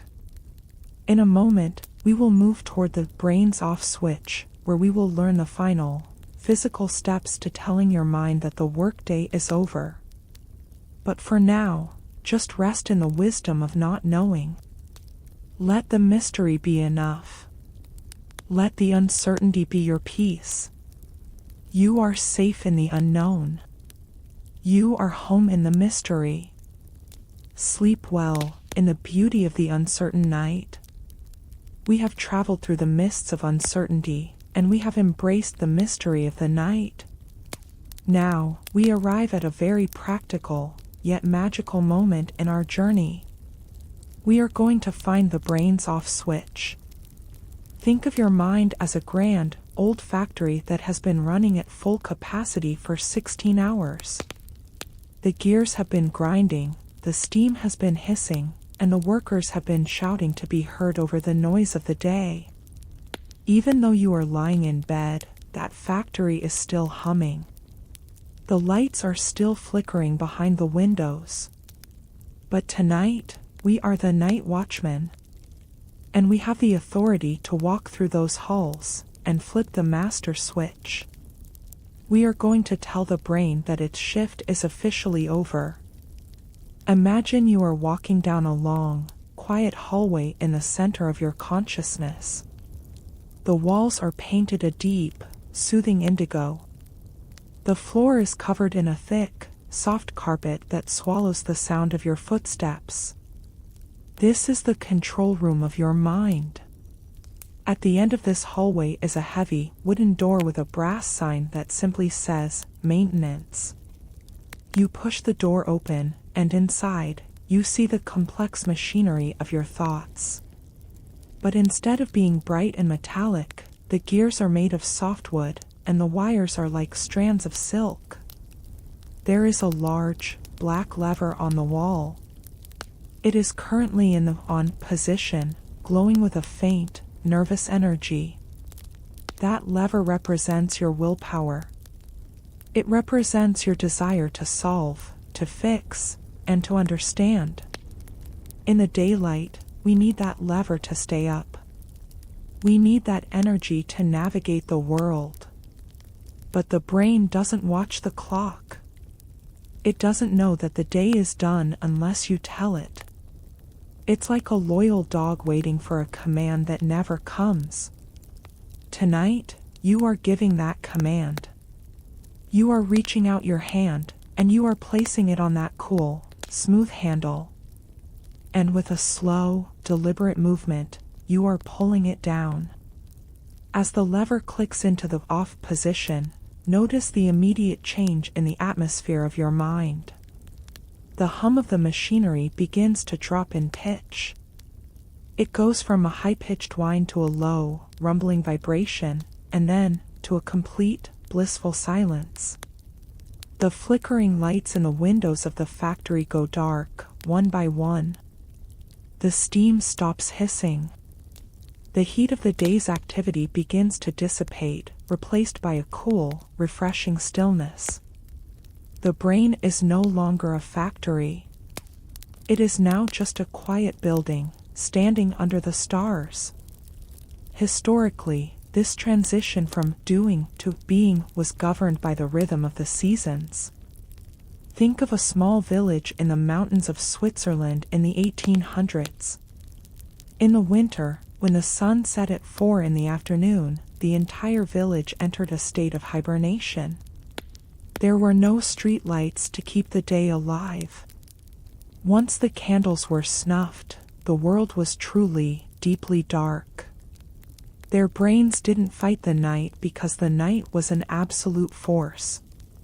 They didn't have to find the off switch, the sunset flipped it for them. Tonight, we are reclaiming that natural law. We are creating our own sunset inside the mind. We are letting the darkness be as absolute as it was in those mountain villages. Think of the off switch not as a loss of consciousness, but as a gain of freedom. When the brain is on, it is a servant to the world. It has to answer questions, it has to follow rules, it has to judge reality. But when the brain is off, it is free to wander. It is free to dream. It is free to repair itself without the interference of your ego. Imagine a computer that has been running too many programs at once. The fan is loud, the screen is frozen, the processor is hot. What is the only solution? You turn it off. You let the circuits cool down. You let the memory clear itself. You are doing a hard reset tonight. You are clearing the cache of your day. Visualize the off switch as a physical sensation in your body. Start at the very top of your head. Imagine there is a tiny switch at the crown of your skull. Flip it. Feel the scalp relax, as if a tight cap has been removed. Now, move to your eyes. There is a switch behind each eyelid. Flip them. The world of images is gone. Move to your ears. Flip the switch that listens for danger, that listens for the phone, that listens for the world. Now, there is only the internal sound of peace. Move to your throat, the place of words and expressions. Flip the switch. The voice of the thinker becomes a whisper, and then a silence. Down your spine, there is a row of switches, like the lights on a grand stage. One by one, they go out. Click. Click. Click. By the time you reach your feet, your entire body is in the dark. You are no longer powered up. You are running on the emergency battery of pure existence. It is a low-energy state, a state of deep conservation. It feels like being a battery being plugged into the infinite power of the universe. You are not losing energy, you are finally storing it. In the old lighthouses along the coast of Maine, the keepers had a ritual. After a long night of watching the sea, when the first light of dawn appeared, they would walk up the spiral stairs and turn off the giant lantern. They would clean the glass, trim the wick, and then they would go to their small, dark rooms to sleep. They didn't worry about the ships in the daylight, because the sun was doing the work now. The light of awareness that you have been carrying all day is like that lighthouse lantern. It has been shining bright, keeping you safe, helping you navigate. But the sun of sleep is rising now. You can turn off your lantern. You don't need to be the keeper of the light tonight. The universe will watch the sea for you. What happens to a thought when the switch is off? It becomes like a bird with nowhere to land. It circles for a moment, looking for a branch of attention to sit on. But you have retracted all the branches. You have closed all the doors. The thought has no choice but to fly away, looking for someone else who is still on. You are off limits to worries. You are closed for business to stress. The sign on your mind says, back in 8 hours. Think of the great forests in autumn. The trees are flipping their own off switches. They are pulling the chlorophyll back from the leaves. They are letting the leaves fall. They are shutting down their systems to survive the winter. They aren't dying, they are resting with a purpose. Your sleep is your winter. It is the time where you pull your energy back to your core. You don't need to be green and productive tonight. You just need to be a solid, dark, silent trunk of a tree rooted in the bed, waiting for the cycle to turn. The off switch is also a mercy. It is the brain's way of saying, I forgive you for everything that happened today. By turning off, the brain is agreeing to let the past stay in the past. When it turns back on tomorrow, it will be a new brain. It will have new cells, new connections, and a new perspective. But to get to that new, we must go through the off. We must go through the void. Feel the weight of your head on the pillow.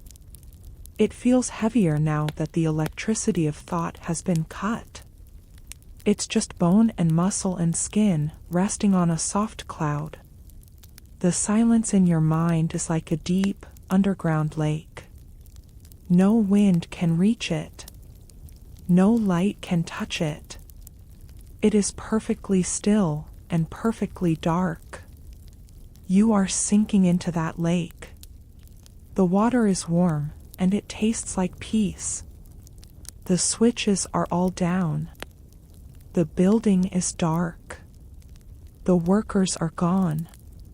There is only the quiet breathing of the night watchman. And even he is starting to nod off. In a moment, we will move toward rest is not a reward, where we will let go of the guilt of sleeping. But for now, just enjoy the darkness. Enjoy the silence of the machinery. The brain is off.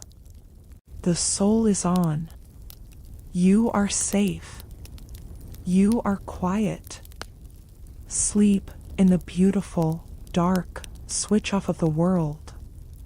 The master switch has been flipped, and the machinery of your mind has finally fallen silent. But sometimes, even in the dark, a tiny, nagging feeling remains. It is a whisper from the modern world that tells you that you haven't done enough today to earn this peace. It suggests that rest is a trophy, a prize awarded only to the productive, only to those who have crossed every item off their list. Tonight, I want to dismantle that lie. I want you to understand, in the deepest part of your soul, that rest is not a reward. It is not something you earn. It is a biological right. It is a necessity, as fundamental as the air you breathe and the water you drink. You don't have to be worthy of sleep. You simply have to be alive. Imagine you are a magnificent, ancient oak tree standing in the middle of a quiet meadow. During the summer, you grow leaves, you reach for the sun, you provide shade for the creatures below. You are productive. But then, winter comes. The air turns cold, the days grow short, and the earth begins to freeze.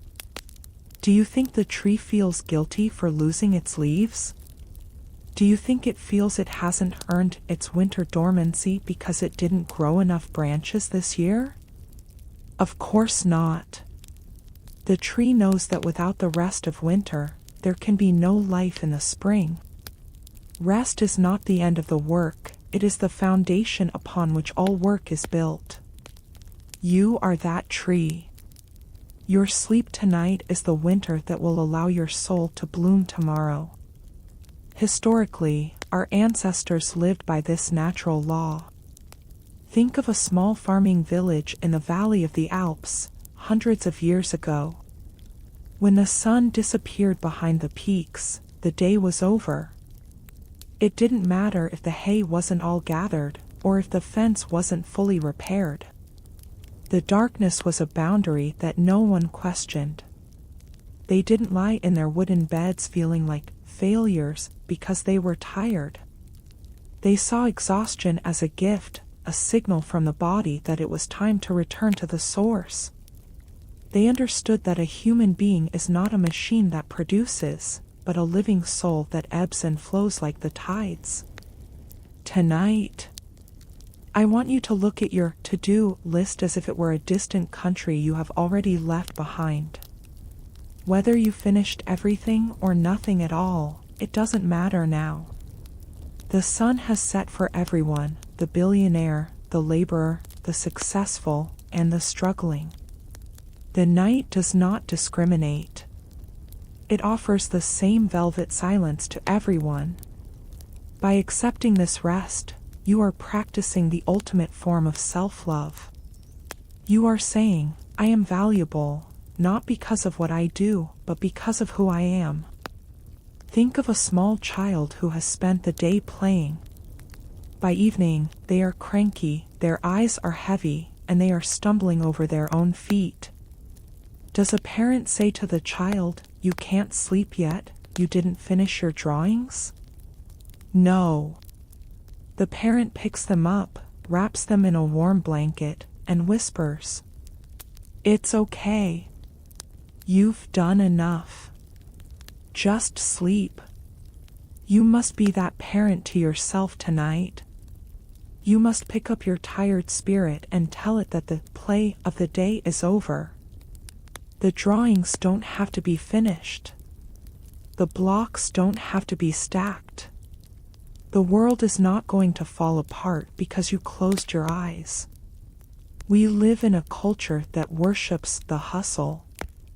We are told that sleep is for the weak, that we should be grinding while others sleep. But this is a sickness of the mind. Consider the great predators of the world, the lions, the tigers. They are the strongest, most capable hunters on earth. And yet, they spend 20 hours a day sleeping. They don't sleep because they are lazy. They sleep because their strength comes from their rest. Their power is born in the stillness. When they move with purpose, because they have stored their energy in the dark. Your strength for tomorrow is being gathered right now, in the quiet folds of your blanket. Visualize a beautiful, old-fashioned apothecary shop from the 19th century. The walls are lined with glass jars filled with dried herbs, lavender, and chamomile. There is a sign on the counter that says, "Rest is the best medicine." This apothecary doesn't sell productivity. It sells peace. It sells the permission to do nothing. Imagine the shopkeeper handing you a small, blue bottle. Inside is the essence of enough. As you take a sip, you feel a warmth spreading through your chest. You realize that you have already done everything you needed to do today, simply by surviving it. Life is hard, and sometimes, just getting through the day is a heroic act.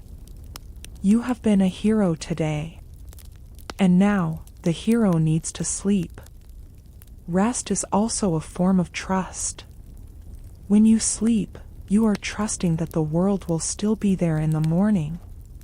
You are trusting that your lungs will keep moving, that your heart will keep beating, and that the sun will find its way back to your window. It takes a brave person to let go of control. It takes a wise person to realize that they are not the one keeping the stars in the sky. By resting, you are acknowledging your place in the universe. You are a small, beautiful, necessary part of a much larger story. And even the stars take their turn to fade when the day comes. Feel the points of contact between your body and the bed. Each point is a place where you are letting the earth carry you. You have carried the world all day on your shoulders, in your mind, in your heart. Now, it's the earth's turn. Let the gravity of the planet be your support. It is a heavy, loving force that says, I've got you. You can let go now. I will hold you until the light returns. Think of the guilt of rest as a heavy, gray mist. With every exhale, imagine you are blowing that mist away. I am allowed to rest. I am worthy of peace. The work can wait. These are not just affirmations, they are truths. Every breath you take is a confirmation that you are meant to be here. And every heartbeat is a drum, beating out the rhythm of your own recovery. In the quiet monasteries of the mountains, the monks know that the most sacred time is not when they are praying or working, but when they are silent. They see sleep as a form of prayer, a total surrender to the Creator, a total return to the void. There is no merit in staying awake. There is only the beauty of the cycle. You are entering that sacred cycle now. You are entering the temple of the night. As the minutes pass, let the idea of productivity dissolve. It is a word that belongs to the office, to the factory, to the street. It has no meaning here in the dark. Here, there is only presence. You are present with your breath. You are present with your stillness. You are present with the vast, dark ocean of the night. The backpack you set down earlier, it wasn't just full of tasks. It was full of the pressure to be more. But tonight, less is everything. Being less means being more peaceful. Being quiet means being more strong.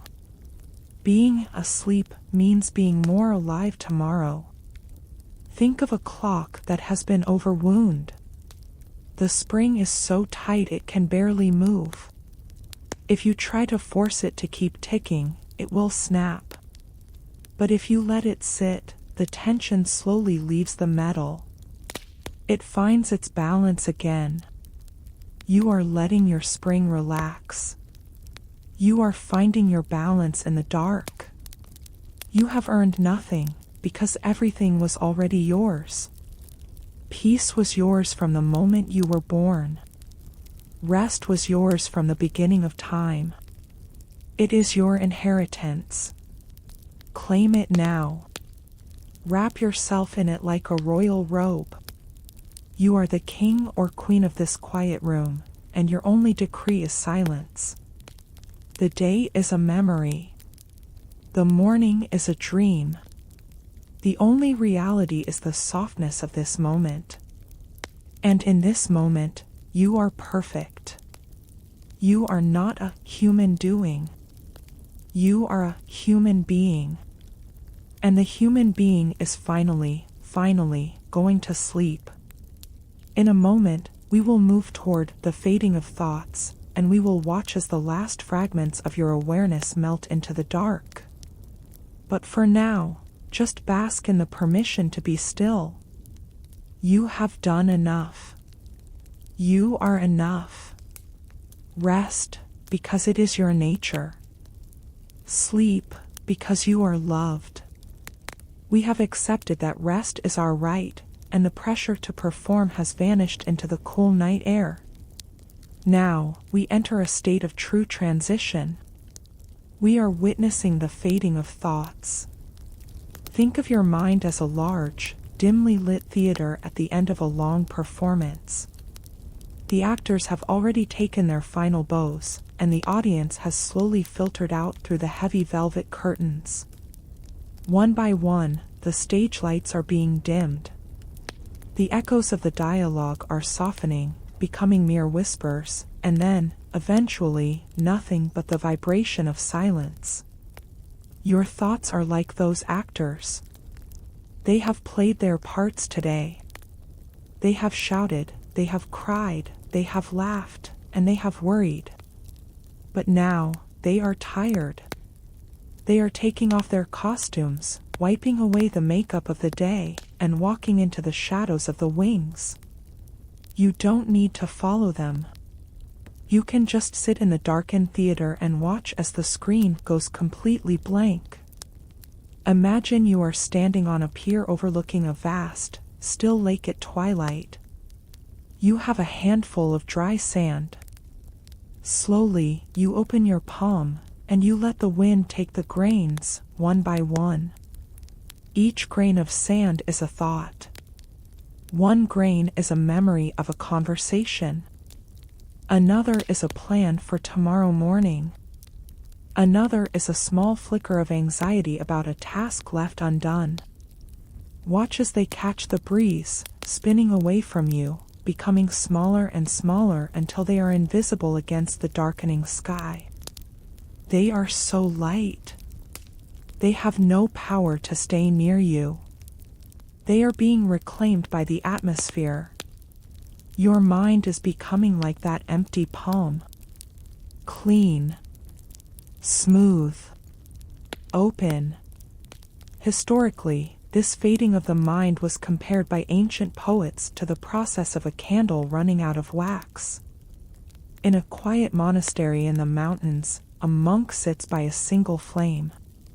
He doesn't try to blow it out.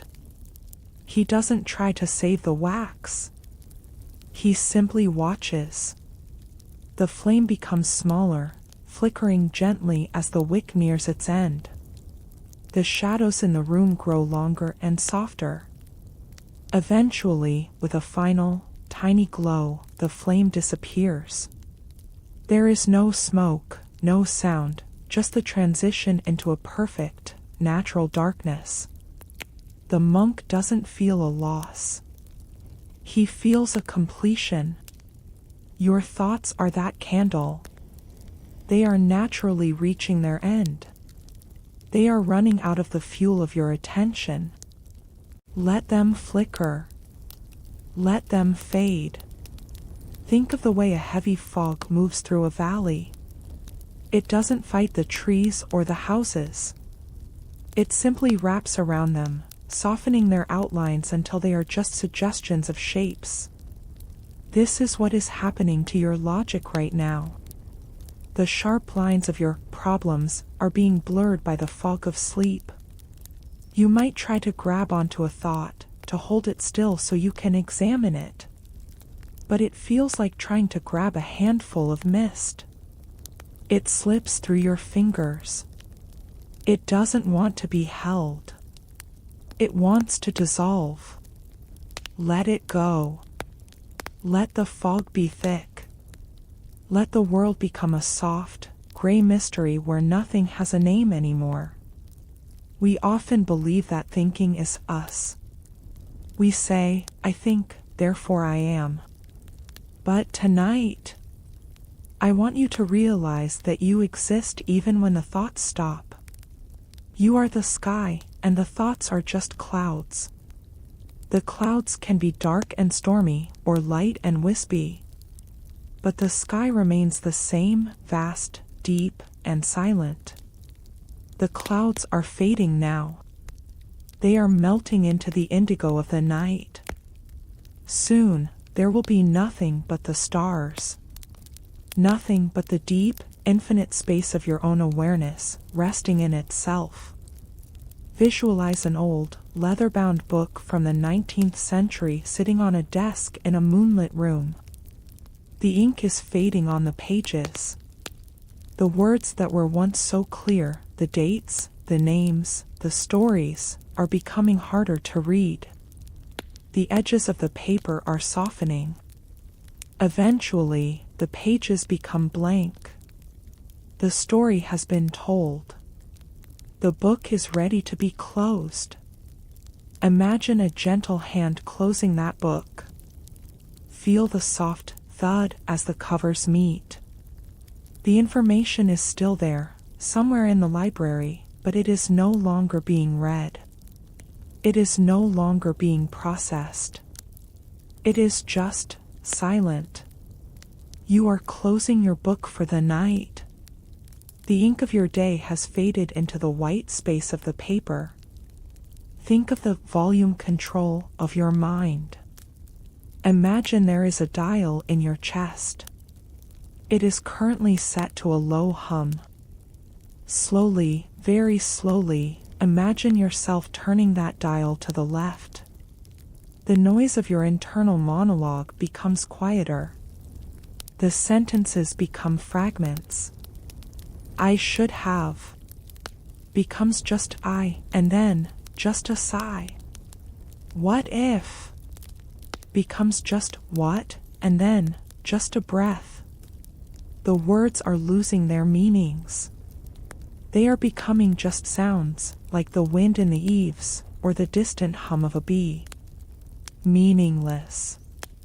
Peaceful. Soft. In the deep forests of the north, when the first snow falls, it changes the acoustics of the world.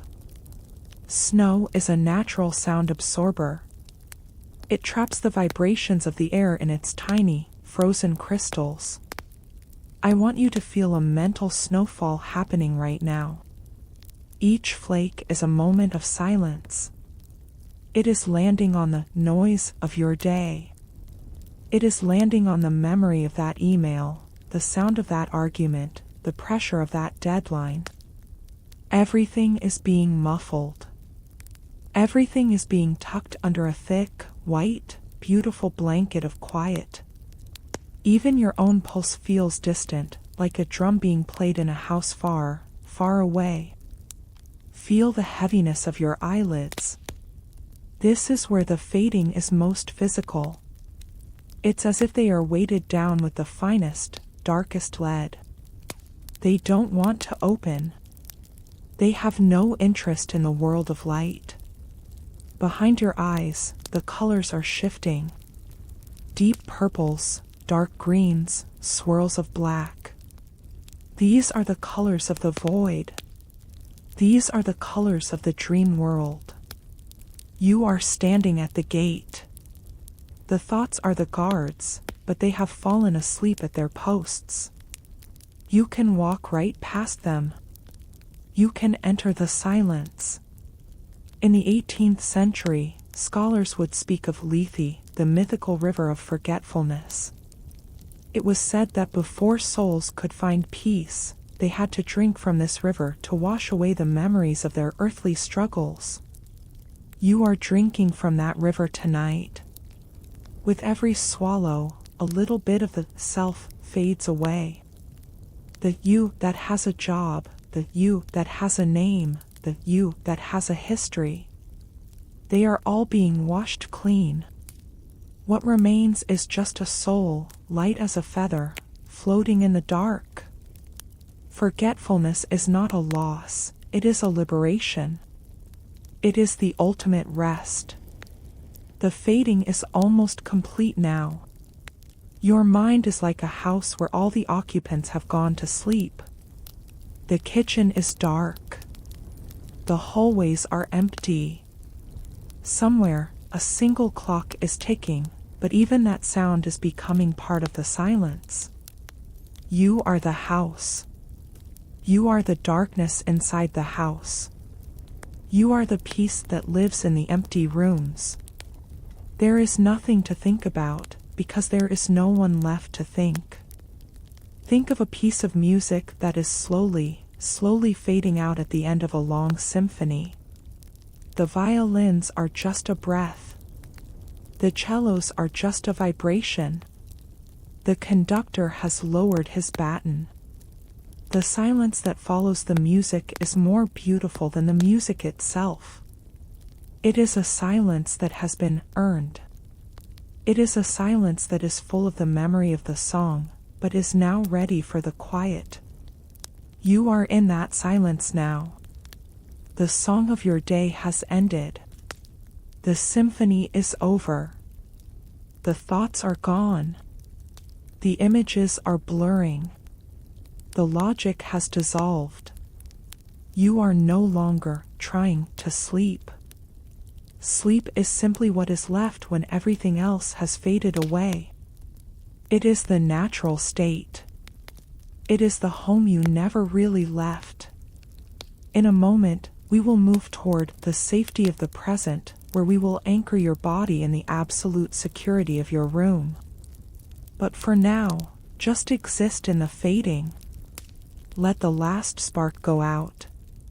Let the last word disappear. You are floating in the beautiful, blank, empty night.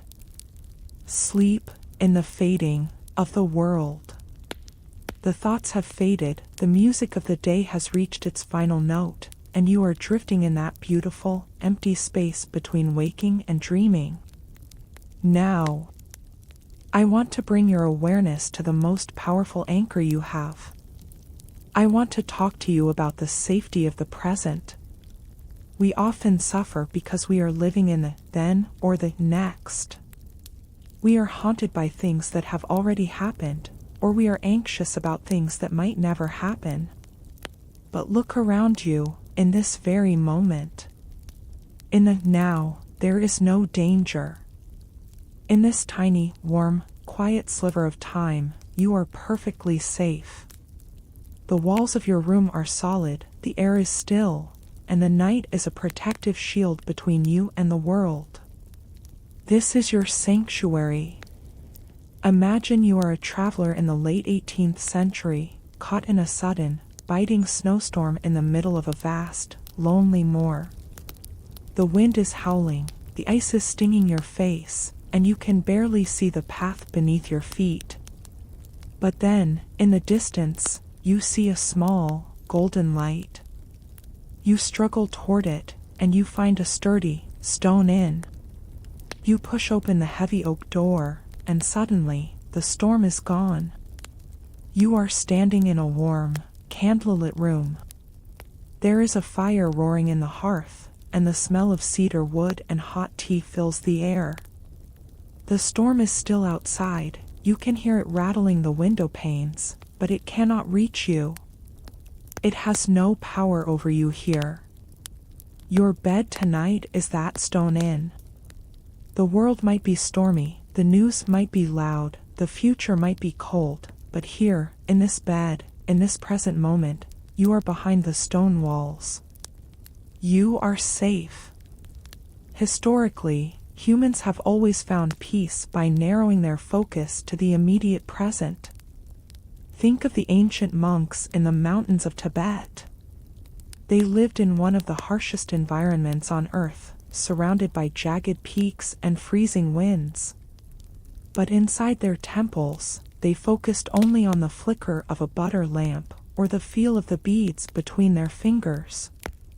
They didn't worry about the winter that was coming in 3 months. They didn't worry about the history of the mountains. They lived in the now. They understood that the present moment is the only place where peace can actually exist. Peace is not a destination, it's a coordinate. And that coordinate is here.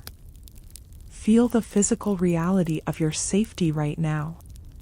Notice the weight of the blanket over your body. It is a physical boundary. It marks the edge of your kingdom. Inside this blanket, there are no taxes, no deadlines, no arguments, and no expectations. You are the sovereign of this small, warm space. Notice the pillow supporting your head. It is holding you with a softness that requires no effort from you. Notice the mattress beneath you.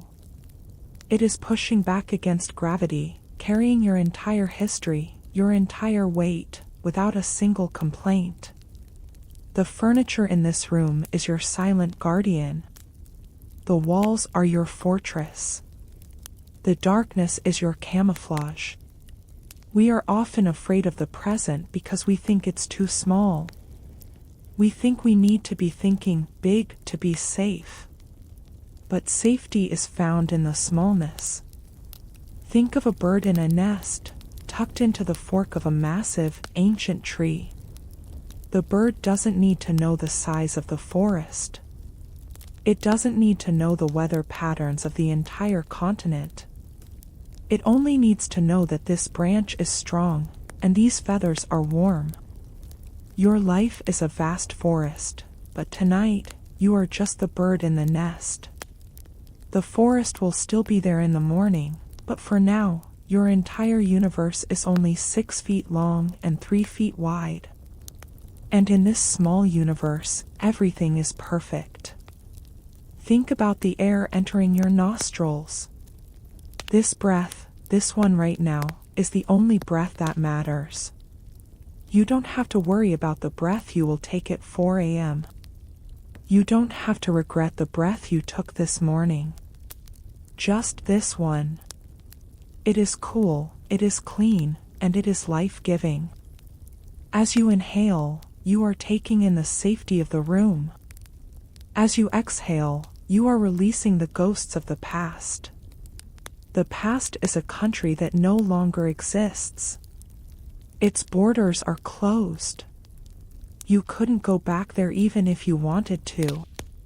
And the future is a shadow that hasn't found its body yet.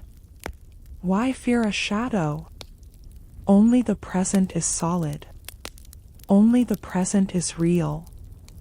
In the 19th century, sailors on long voyages would sometimes experience the great calm. The wind would stop completely, and the ocean would become like a mirror. The ship would sit perfectly still for days. To some, this was frustrating. But to the wise sailors, it was a gift. It was a time to repair the ropes, to clean the decks, and to sleep without the fear of a sudden gale. They learned to love the stillness of the now. They realized that the ship wasn't stuck, it was just being. You are in your great calm tonight. You aren't stuck in your bed, you are just being. The wind will blow again tomorrow, the sails will fill, and you will move forward. But for now, the mirror of the water is your safety. Visualize a large, old iron key. This key locks the door to the outside world. Imagine yourself turning that key in the lock. Feel the heavy clunk of the bolt sliding into place. The world is now on the other side. Your boss, your bills, your social media, they are all standing out in the hallway. They can knock all they want, but they don't have a key. This room is an embassy of the dream world, and the laws of the waking world do not apply here. You are under diplomatic immunity from stress. You are protected by the ancient laws of the night. Notice the silence in the room. It isn't a lonely silence, it's a companionable one. It's the sound of the house settling into its own rest. The wood in the floorboards might creak occasionally as it releases the heat of the day. The pipes might hum for a second. These are the sounds of safety. They are the sounds of a structure that is doing its job. Your house is watching over you. The roof is holding back the sky. The windows are holding back the wind. You can afford to let down your guard because everything else is on guard for you. Feel your heartbeat again. It is the drum of the present moment. Lube-dub. Lube-dub. It's not a countdown, it's a steady, rhythmic I am. I am. I am. It doesn't need a plan. It doesn't need a reason. It just is. Sync your awareness with that beat. Let your breathing follow that drum. You are moving into the deeper layers of the present, where the seconds melt into each other, until there is no time at all. Only a continuous, golden loop of now. In the old libraries of the Victorian era, there were reading nooks called inglenooks, built right into the side of a fireplace. They were small, enclosed, and incredibly warm. A person sitting there would feel completely separate from the rest of the house. The shadows of the fire would dance on the walls, and the rest of the world felt like a distant dream.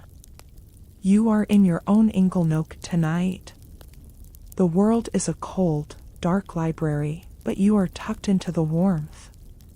The fire is your own life force, burning steady and low, keeping you safe through the night.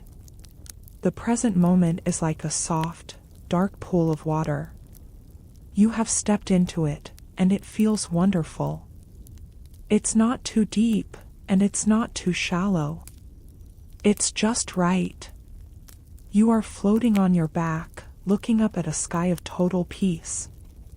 The ripples you created when you first lay down have all smoothed out. You are one with the water. You are one with the safety. You are safe. You are safe. You are safe. Let those words sink into your bones. Let them relax the tiny muscles behind your ears. Let them soften the palms of your hands. There is nothing to defend. There is nothing to attack. There is only the now. And the now is kind.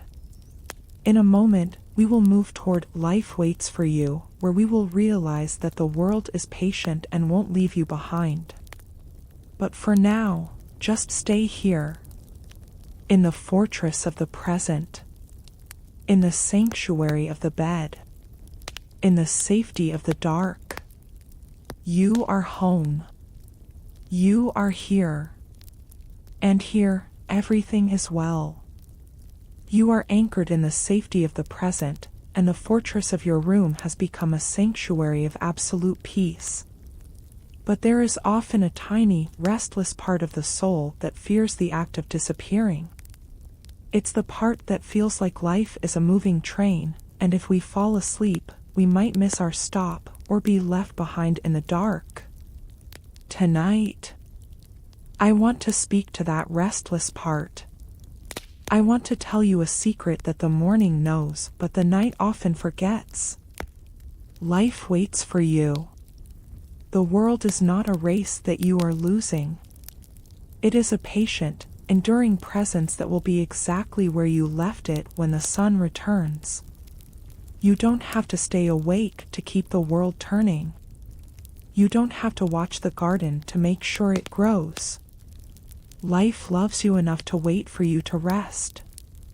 Imagine you are a traveler in the middle of the 19th century, crossing the great American wilderness. You have been traveling for weeks, and finally, you reach a high, beautiful plateau. You decide to make camp for the night. As you lie by the embers of your fire, you look at the mountains ahead. They are vast, silent, and ancient. Those mountains do not move while you sleep. The rivers do not stop flowing because your eyes are closed. The trail you carved today will be there tomorrow morning, etched into the earth, waiting for your boots to find it again. The mountains are patient. They have waited for millions of years for the wind and the rain. They can certainly wait 8 hours for a traveler to dream.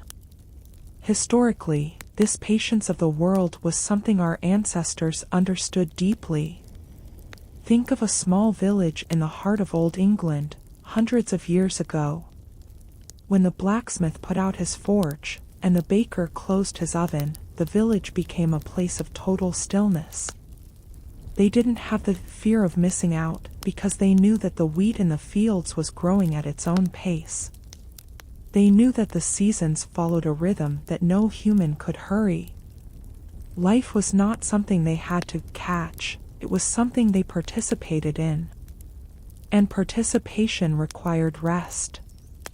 They went to their beds knowing that the morning would bring the same tasks, the same sunlight, and the same opportunities. Life was a loyal friend that waited at the doorstep until the candle was relit. Tonight, your life is that loyal friend. Your career is waiting for you. Your family is waiting for you. Your dreams and your ambitions are tucked away in a safe drawer, waiting for the touch of your rested hands. They are not diminishing while you sleep. In fact, they are becoming clearer. Just as a painting looks better when the artist steps back and looks at it from a distance, your life looks better when you step back into the shadows of sleep. You are gaining the perspective you need to live better tomorrow, simply by letting go today. Think of a library at midnight. The books are all there on the shelves. The stories of adventure, the records of history, the poems of love. They are not gone just because the library is dark and the doors are locked. The characters are still there, the knowledge is still there. The library is simply waiting for the reader to return. You are the reader, and your life is the library. You don't have to read every page tonight. You can close the book, mark your place with a silken thread, and know that the story will pick up exactly where you left off. The words will not change while you are in the dream world. The meaning will still be there. Visualize a large, old-fashioned garden gate made of wrought iron. Beyond that gate is the garden of your life. There are flowers you've planted, paths you've walked, and trees that are still growing. Tonight, you are standing on the outside of that gate. You are pulling the gate closed, and you are hanging a sign that says, "Closed for restoration." The garden is not going to wither because you aren't there to water it for a few hours. The roots are deep. The dew will fall. The birds will watch over the blossoms. The garden is happy to have some time alone to just be. It will be greener, fresher, and more vibrant when you unlock the gate tomorrow morning. We often think we are the engine of our lives. We think that if the engine stops, the car stops. But life is more like a sailboat. Even when the sailor is asleep in the cabin, the wind is still in the sails. The current is still moving the hull. The stars are still guiding the mast. You are being moved forward by forces you don't even have to name. The work of being you is being handled by the universe right now. You can afford to be still because the universe never is. Life is not waiting for you to do more, it's waiting for you to be more. And being starts with rest. Notice the rhythm of your breathing again. It is a steady, patient cycle. It has been with you since the moment you were born, and it will be with you when you wake. It doesn't rush. It doesn't worry about the next breath while it's enjoying this one. This is how life waits for you. One breath at a time. One moment at a time. You are in the hands of a very patient teacher. In the old days of the American frontier, there were way stations, places where travelers could stop to rest and change their horses. When a traveler arrived, they didn't worry that the trail ahead would disappear while they ate and slept. They knew the trail was a permanent part of the earth. They enjoyed the warmth of the station, the hay for the horses, and the soft bed. They knew that rest was a part of the journey, not a detour from it. You are at your way station tonight. Your horses, your mind, and your body are tired. Let them eat the hay of silence. Let them drink the water of stillness. The trail to tomorrow is fixed and certain. It isn't going anywhere. Think of the moon. It doesn't try to be the sun. It doesn't worry that it's missing out on the daylight. It knows its time. It knows its place. It shines in the dark, and then it fades, waiting patiently for its turn to return. You are in your moon time now. The bright, loud, sunny part of your life is over for today. But it hasn't vanished. It's just on the other side of the world. It is waiting for you to rotate back toward it. And as you rotate, you are being cleansed. You are being renewed. Feel the absolute stillness of your limbs. They are heavy, like anchors dropped into the deep, soft sand of the seabed. They have no desire to move. They know that there is nothing to move for. The house is quiet. The world is at peace. Even the problems that felt so urgent an hour ago are now sitting patiently in the corner of your mind, like obedient dogs waiting for their master to wake up. They aren't barking anymore. They have settled down too. They know that you cannot attend to them now, and they are okay with that. They are waiting for you. In the quiet coastal towns of the north, when the tide goes out, the boats in the harbor settle onto the sand. They lean over on their sides, looking as though they are sleeping. They aren't going anywhere. They aren't catching any fish. But the fishermen don't worry. They know the tide will come back. They know the water will rise and lift the boats again. The tide of your energy has gone out for the night.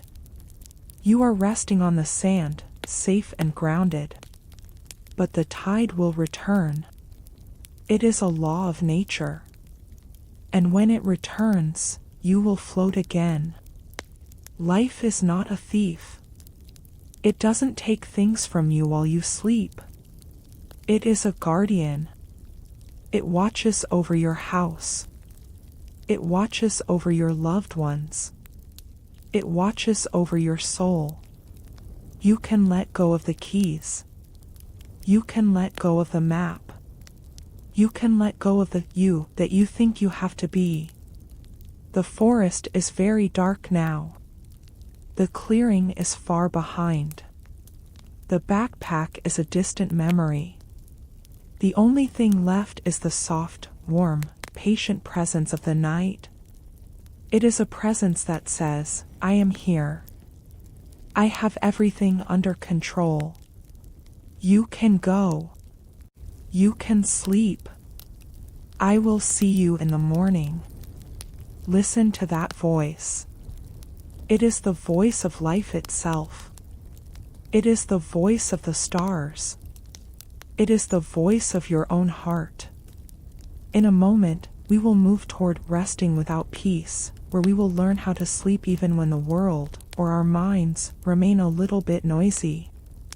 But for now, just trust the patience of the world. Life waits for you. The morning waits for you. And for now, the dark is your only home. Sleep in the patient, loving arms of the night. Life is waiting for you, and the world is patient.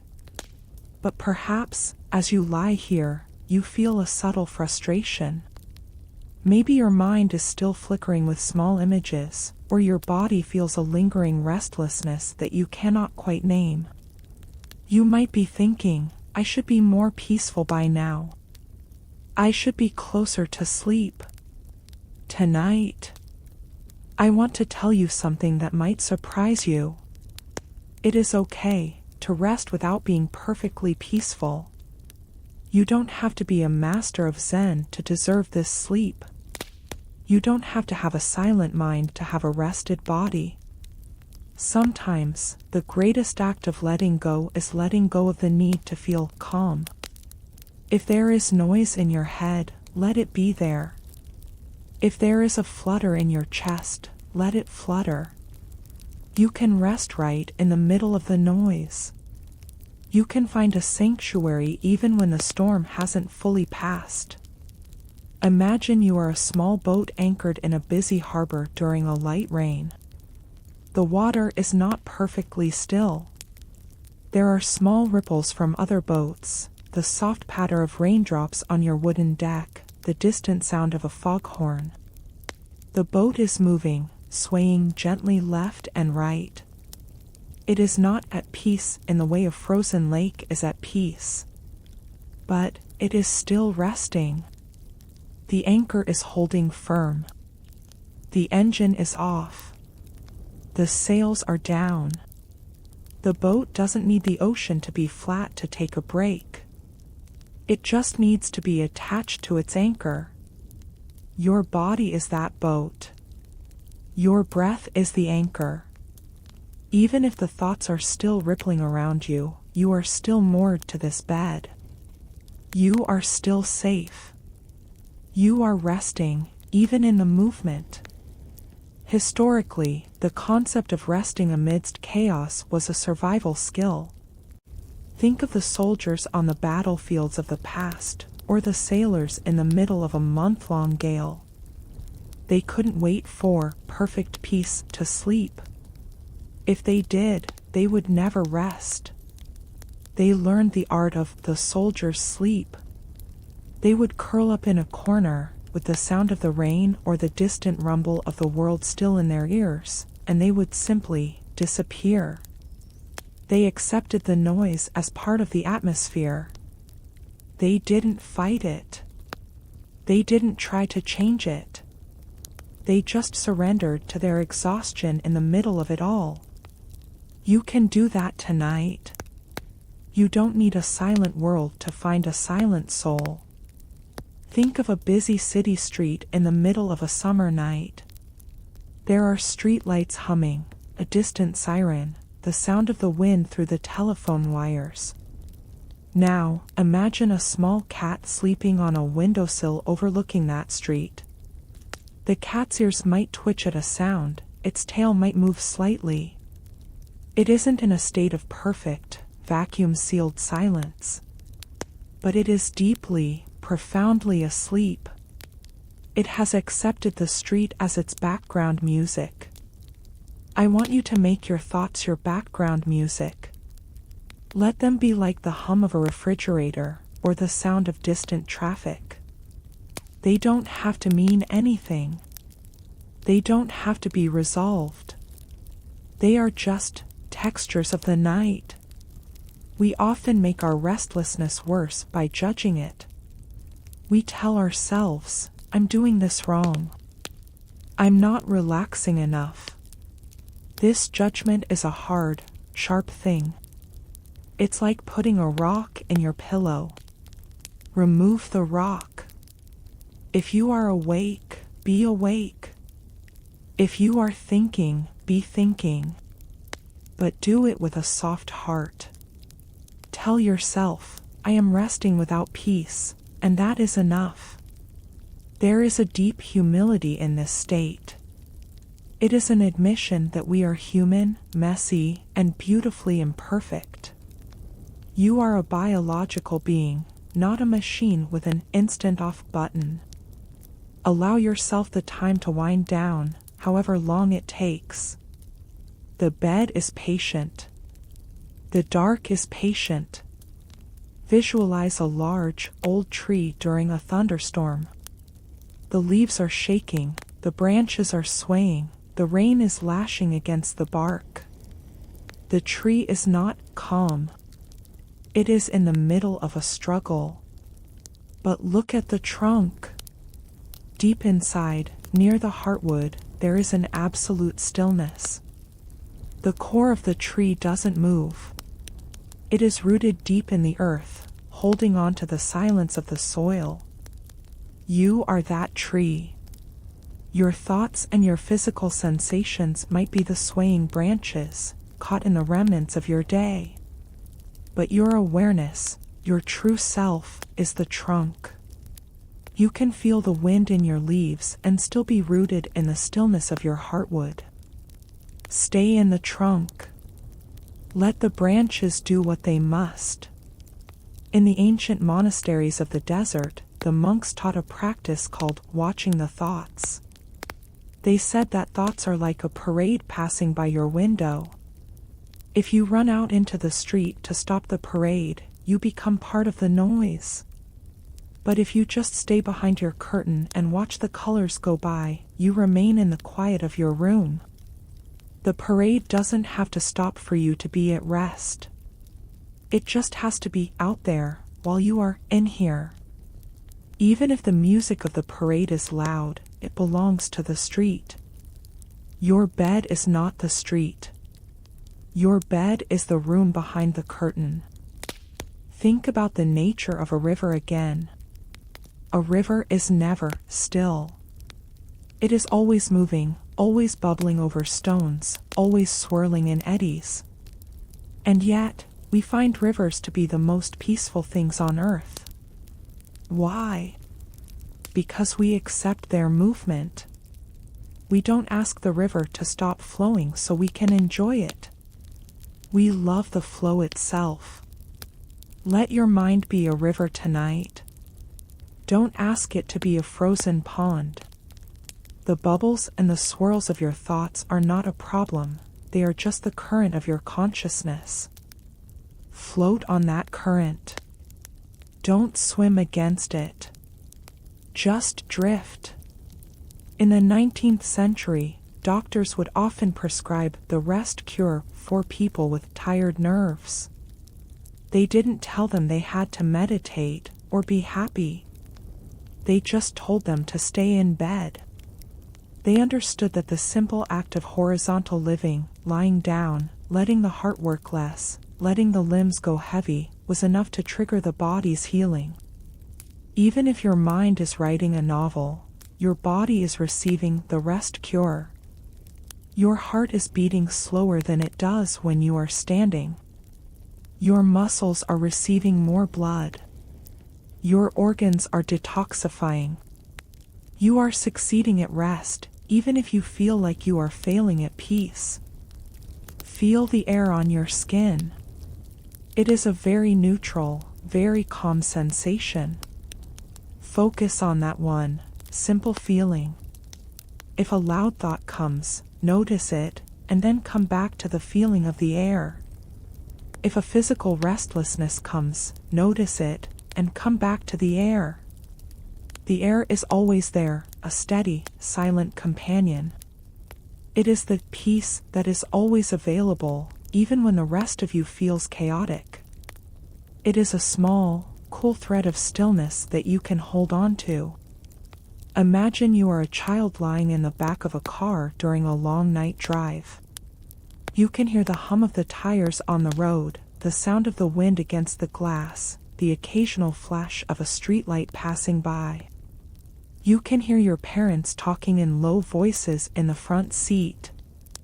It isn't a silent environment, but it is a safe one. The movement of the car, the vibration of the engine, it all becomes a cradle.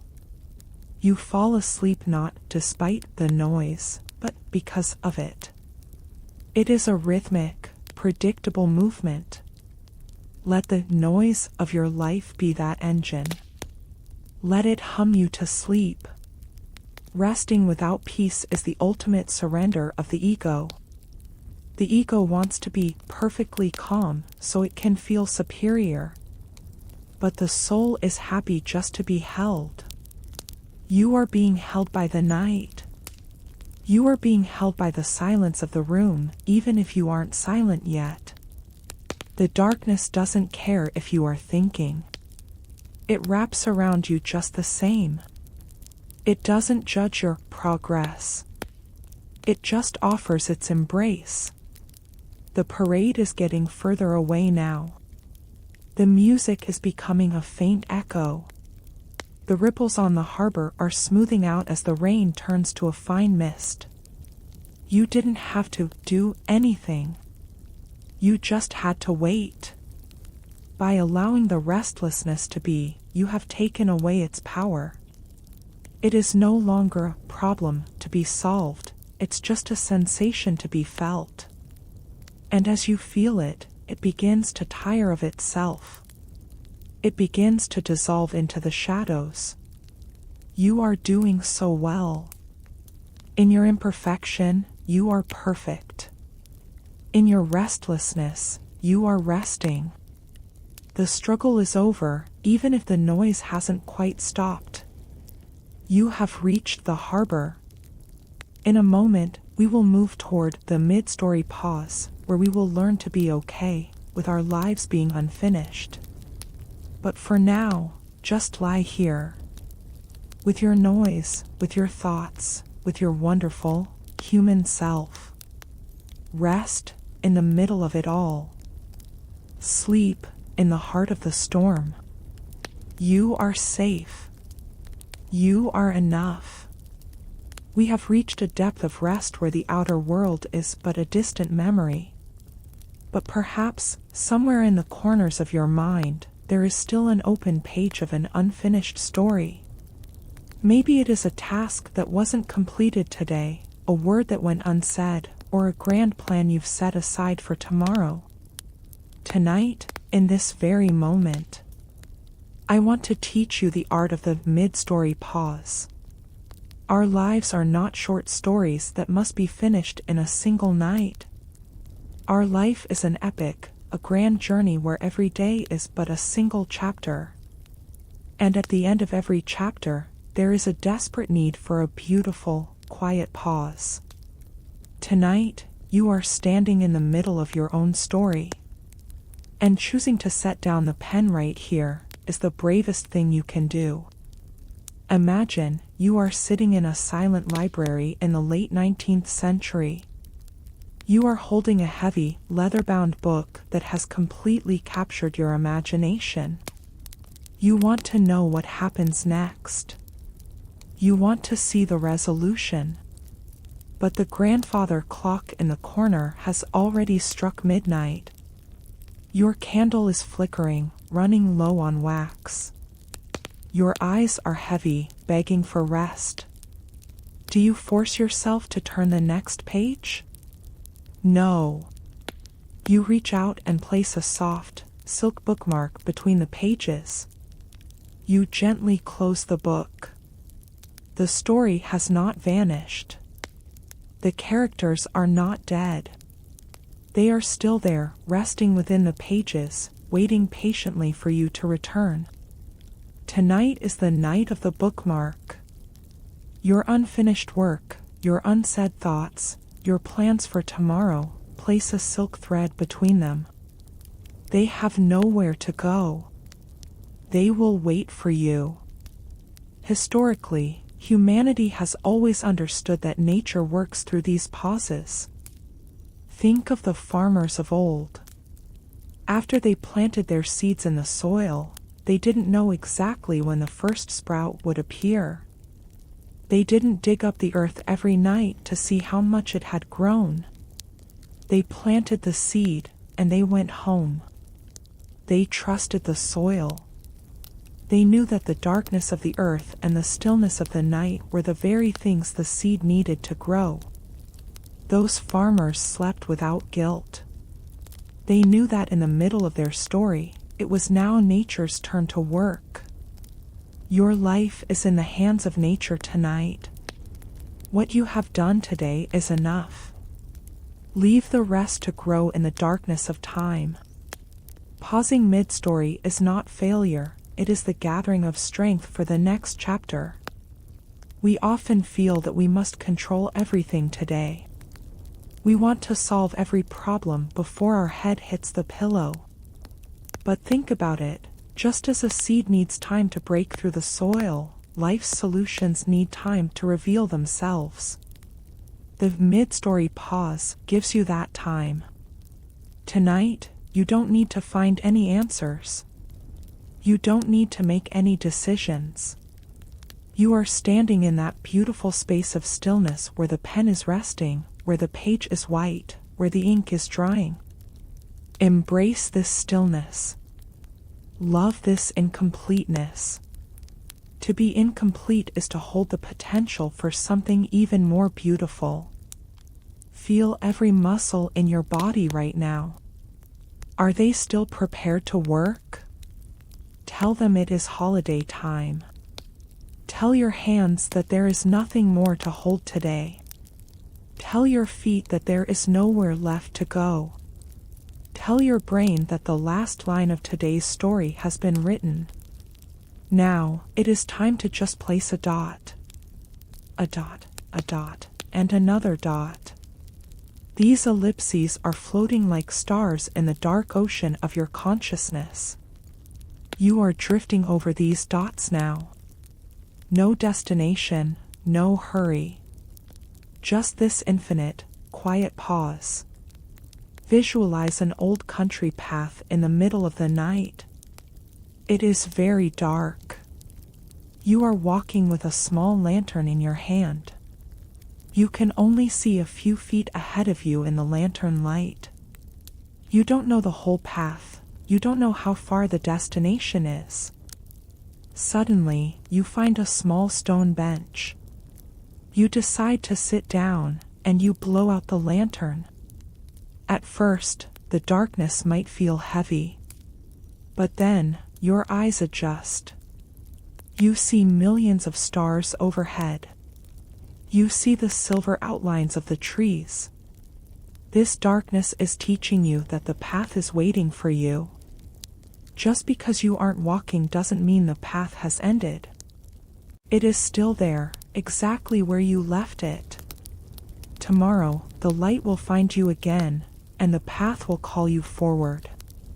Until then, sitting on this bench is the highest wisdom. This pause is the greatest truth of your life right now. Our minds always want to see the ending. But the best parts of life happen in the middle. When a melody stops, the vibration remains in the air. That vibration is the peace of tonight. Every step you took today has left a positive energy around you. Accept that energy. Instead of worrying about the unfinished, thank yourself for how far you have come. You have written half the story, and that is a great achievement. To write the other half, you need a fresh soul. And that freshness comes from this deep, silent intermission. Think of the ocean. The waves crash against the shore, and then they retreat. Do they ever feel tired? When the waves move back into the deep, do they feel incomplete? No. The retreat is a part of their existence. For the wave to return, it must first go back. Your sleep tonight is that retreat. You are returning to your own depths. You are moving back toward your silent center. From there, you will return with new power tomorrow morning. For now, there are no waves. Just a calm, flat surface of water. Notice the rhythm of your breath. This too is like a story. When you inhale, it is the beginning. When you exhale, it is the end. And in the tiny gap between the two, that is the mid-story pause. Place your awareness on that tiny gap. There are no thoughts there. There is no work there. There is only you. Your existence. This existence doesn't depend on your work. It doesn't depend on your success. You are whole, even in your incompleteness. You are perfect, even in your unfinished state. Imagine you are in a small cabin on a mountainside. Outside, a soft rain is falling. You are knitting a sweater. It is half finished. You set the needles down in the basket. The yarn stays right there. You look out the window. The dark mountain is being covered in mist. Did the mountain get angry because you didn't finish the sweater? No. Did the sky feel disappointed? No. Instead, the sound of the rain is telling you, lie down. Start again tomorrow. Every unfinished task in your life is now lying in that basket. They are safe. They are warm. They are waiting for your return. In this deep level of silence, your mind is now like a clear mirror. There are no reflections. There are no scenes. There is only a vast emptiness. This emptiness is a blessing. It is the space where the seeds of new stories are planted. Tonight's pause is introducing you to that emptiness. You are no longer the author of your story, you are now the witness. And when the witness falls asleep, the story is handed over to the universe. The universe has taken responsibility for your story tonight. Feel the softness of your pillow. It is the companion of your pause. The warmth of your blanket is the guardian of your unfinished dreams. Your body is becoming light. So light that you feel like you are floating on the surface of this moment. No work, no weight. Just this sweet, silent, mid-story pause. This stopping is your progress. This stillness is your movement. In a moment, we will move toward the light in the distance, where we will see the faint promise of the horizon at the end of the dark. But before that, enjoy this pause fully. Sleep peacefully with your unfinished life. Because the greatest story of all is you, and you are now in the heart of rest. We have paused in the middle of our story, and we have allowed the universe to take the pen. Now, as you drift further away from the world of logic and doing, I want you to connect with something much older and much deeper than your thoughts. I want you to feel the body's ancient wisdom. Your mind is only a few decades old, but your body carries the wisdom of millions of years. It knows how to heal, it knows how to grow, and most importantly, it knows exactly how to sleep. You don't have to teach your heart how to beat in the dark. You don't have to remind your lungs to pull in the cool night air. This wisdom is effortless. It is a gift from the ancestors, a silent program running in the background of your soul. Tonight, you are handing the keys back to this ancient driver. You are retiring from the role of the manager and becoming a passenger in the vessel of your own biology. Imagine you are a magnificent, ancient cedar tree standing on a cliffside overlooking a vast, prehistoric ocean. Your roots go down hundreds of feet into the dark, damp earth, wrapping around stones that have been there since the beginning of time. When the storm comes, you don't have to think about how to stay standing. Your wood knows how to be flexible. Your roots know how to hold on. Your sap knows how to move through your veins to keep you alive. You are part of an ancient lineage of survival. Tonight, your bed is that cliffside. Your blankets are the soft moss. And your body is that tree. Trust the wood. Trust the roots. Trust the ancient design that has brought you through every storm of your life to this moment of peace. Historically, humanity survived because we trusted our instincts more than our intellect. Think of the early humans sleeping in caves, protected by nothing but a small fire and the keen senses of their bodies. They didn't have theories about sleep cycles. They didn't have supplements or apps. They simply lay down when the sun set, and their bodies took over. Their ears remained alert to the snap of a twig, while their minds traveled to the world of dreams. They were in harmony with the rhythm of the earth. You still carry that cave dweller's wisdom inside you. Your body knows you are safe. It knows the door is locked, the bed is warm, and the predator of stress cannot reach you here. It is giving you the signal to let go completely. Listen to that signal. It is a low, steady hum in your bones. Think of the way a cat sleeps. Have you ever watched a cat find a patch of sunlight on a rug? It doesn't analyze the angle of the sun. It doesn't worry about the mice it didn't catch yesterday.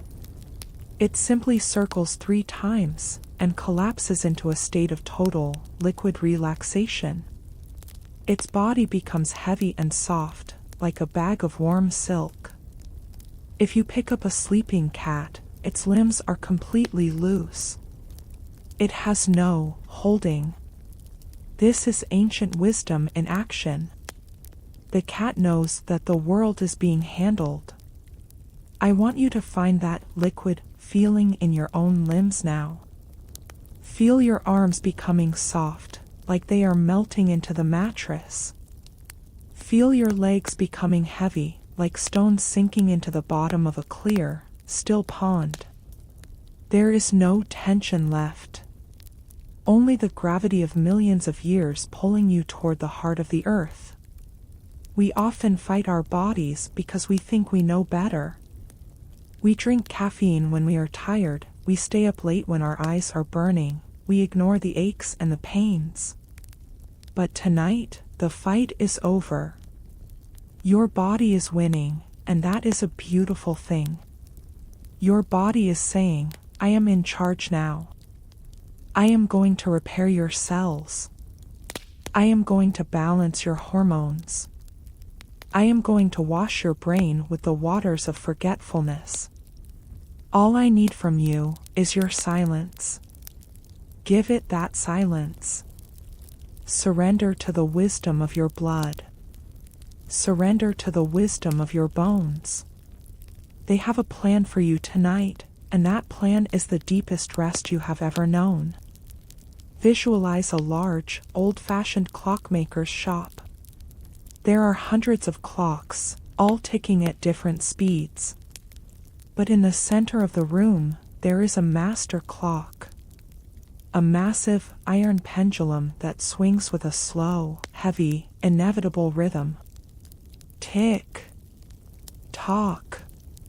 Tick. Tock. Eventually, all the smaller clocks begin to match the rhythm of the master clock. They fall into sync. Your heartbeat is that master clock.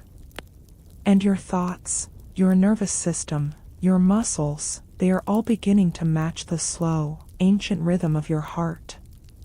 Everything is falling into harmony. The jagged edges of your day are being smoothed out by the steady pulse of your life force. You are becoming a single, unified field of rest. Think of the ocean tides. No one tells the tide to go out. No one tells it to come back in. It is a wisdom that exists in the relationship between the water and the moon. Your sleep is a tide. It has been pulling away from the shore of your consciousness all evening. And now, it is at its lowest point. The sand is wet and dark. The shells are exposed. The world is quiet. But soon, the tide of dreams will begin to roll in. It will cover the sand, it will lift the boats, it will fill the caves. You don't have to swim out to meet the tide. You just have to lie on the beach and let it wash over you. The water knows how to find you. The wisdom of the ocean is the same wisdom that lives in your breath. In the 19th century, naturalists used to talk about the great sleep of the forest in winter. They observed how the bears, the frogs, and even the trees would enter a state that looked like death but was actually the most intense form of life. Deep inside the hibernating animal, miracles were happening. The heart slowed to a crawl, but the soul was being renewed. You are entering your great sleep tonight. Don't be afraid of the slowness. Don't be afraid of the heaviness. It is the body's way of protecting its most precious cargo, your spirit. You are being wrapped in the layers of biological time. You are moving back to a state before language, before worry, before the ego. Feel the warmth in the center of your palms. This is the heat of your life force. It is the same heat that has kept your ancestors warm for 1,000 generations. It is a fire that never goes out. Imagine this warmth spreading, moving up your wrists, into your elbows, into your chest. It is a healing warmth. It is the body's own medicine. Everywhere it touches, the tension dissolves. Everywhere it touches, the past is forgiven. Your body is an alchemist tonight, turning the lead of your stress into the gold of your dreams. Trust the process.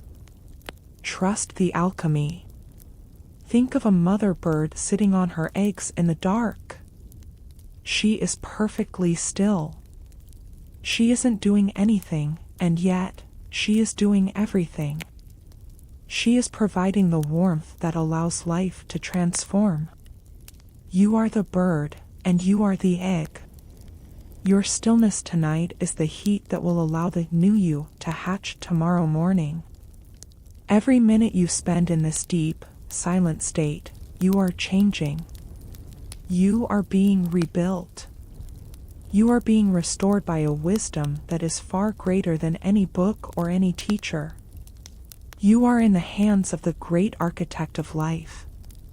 The room is very dark now. The shadows are your friends. They are the veil that the body pulls over the world so it can focus on its internal work. Listen to the sound of your own blood moving in your ears. It sounds like a distant ocean. It sounds like the wind in the trees. It is the sound of continuity. It is the sound of ancient wisdom. It is the sound of you simply being. You are no longer a person with a name, a job, and a list of problems. You are a biological miracle. You are a collection of stardust and ancient water, held together by a mysterious and loving force. And that force is telling you to sleep. It is pulling you down into the soft, dark soil of the night. Go quietly. Go willingly. The wisdom of the body is the wisdom of the universe. And the universe is at rest. In a moment, we will move toward the forest of dreams, where we will finally step across the threshold into the world of the subconscious. But for now, just feel your roots. Feel your sap. Feel the ancient wood of your being. You are safe in the hands of your own biology. You are home in the wisdom of your skin. The ancient wisdom of your body has taken the lead, and the world of logic has completely faded into the background. You are now standing at the very edge of a threshold, a thin, shimmering line between the reality you know and the vast, infinite world of the subconscious. Welcome to the forest of dreams. This is not a place of maps or directions. This is a place of feeling, of light, and of deep, silver shadows. As you step forward, the ground beneath your feet is no longer the floor of your room or the fabric of your bed. It is a carpet of soft, glowing moss that cushions every step you don't even have to take. The air here is different. It is cool, yet it carries the scent of every flower that has ever bloomed in your memory. It is the scent of peace. It is the scent of home. Imagine the trees in this forest. They are not like the trees of the waking world. Their trunks are made of ancient silver and dark velvet, reaching up into a sky that is a swirling masterpiece of indigo, violet, and soft gold. There is no sun here, yet everything glows with a gentle, internal light. The leaves above you are not green, they are translucent, like fine silk, and as the wind moves through them, they make a sound like 1,000 distant harps. This is the music of your own mind, settling into its most creative and restful state. You are the creator of this forest. Every branch, every shadow, every flickering light is a part of you, welcoming you back to the place where anything is possible. Historically, the forest has always been the symbol of the great unknown, the place where heroes go to find their true selves. In the old myths of the North, the forest was a living being, a guardian of secrets. When the travelers of old entered the deep woods at night, they had to let go of their sight and rely on their hearts. They had to trust that the forest would protect them. Tonight, you are that traveler. But this forest is not a place of danger. It is a place of absolute sanctuary. The trees are leaning in, their branches interlocking above you to create a grand, natural cathedral. They are shielding you from the stars, shielding you from the wind, shielding you from the memory of your name. In the forest of dreams, you don't need a name. You are just a soul, walking through the beauty of its own reflection. Think of the light flies that dance between the trunks. They are like tiny, floating embers of gold. Each one is a happy memory, a soft thought, or a beautiful dream waiting to happen. Watch them as they drift in slow, rhythmic circles. They aren't in a hurry. They move with the pulse of the night. If one lands on your hand, it doesn't burn. It only feels like a tiny, warm kiss of light. You are surrounded by thousands of these lights. They are illuminating the path for you, but you don't need to see where the path goes. You only need to see the beauty of where you are. The path is made of silver moonlight, and it leads deeper and deeper into the heart of the quiet. As you walk deeper, you come across a small, circular pool of water. The water is so still that it looks like a solid piece of obsidian. But as you look closer, you see that the pool is filled with the reflections of 1,000 different lives. You see a version of yourself as a child, playing in the grass. You see a version of yourself as a traveler, standing on a mountain peak. You see versions of yourself that you haven't even met yet. In the forest of dreams, time is not a line. It is a circle. Everything is happening at once, and everything is at peace. You reach down and touch the surface of the water. The ripples move outward in slow, perfect rings. And with each ripple, a layer of your identity dissolves. You are letting go of the child, you are letting go of the traveler, you are letting go of the worker. You are becoming the water itself. Deep, dark, and infinitely still. We spend our lives afraid of being lost. But in this forest, being lost is the goal. To be lost here is to be found by the spirit of rest. Think of a piece of incense smoke rising in a quiet temple. It doesn't have a destination. It just drifts, curling into beautiful, abstract shapes, eventually becoming one with the air. You are that smoke tonight. You are curling around the silver trunks of the trees. You are drifting over the glowing moss. You are becoming part of the atmosphere of the dream world. There is no you and the forest. There is only the forest. And you are its heartbeat. In the 19th century, writers like Lewis Carroll and George MacDonald wrote about worlds that could only be accessed through the door of sleep.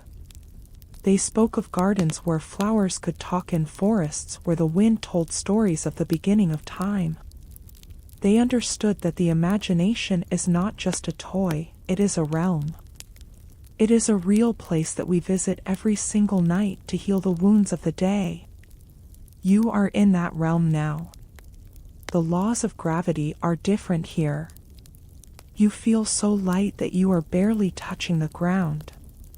You feel like you could drift upward through the silken leaves and float among the indigo clouds.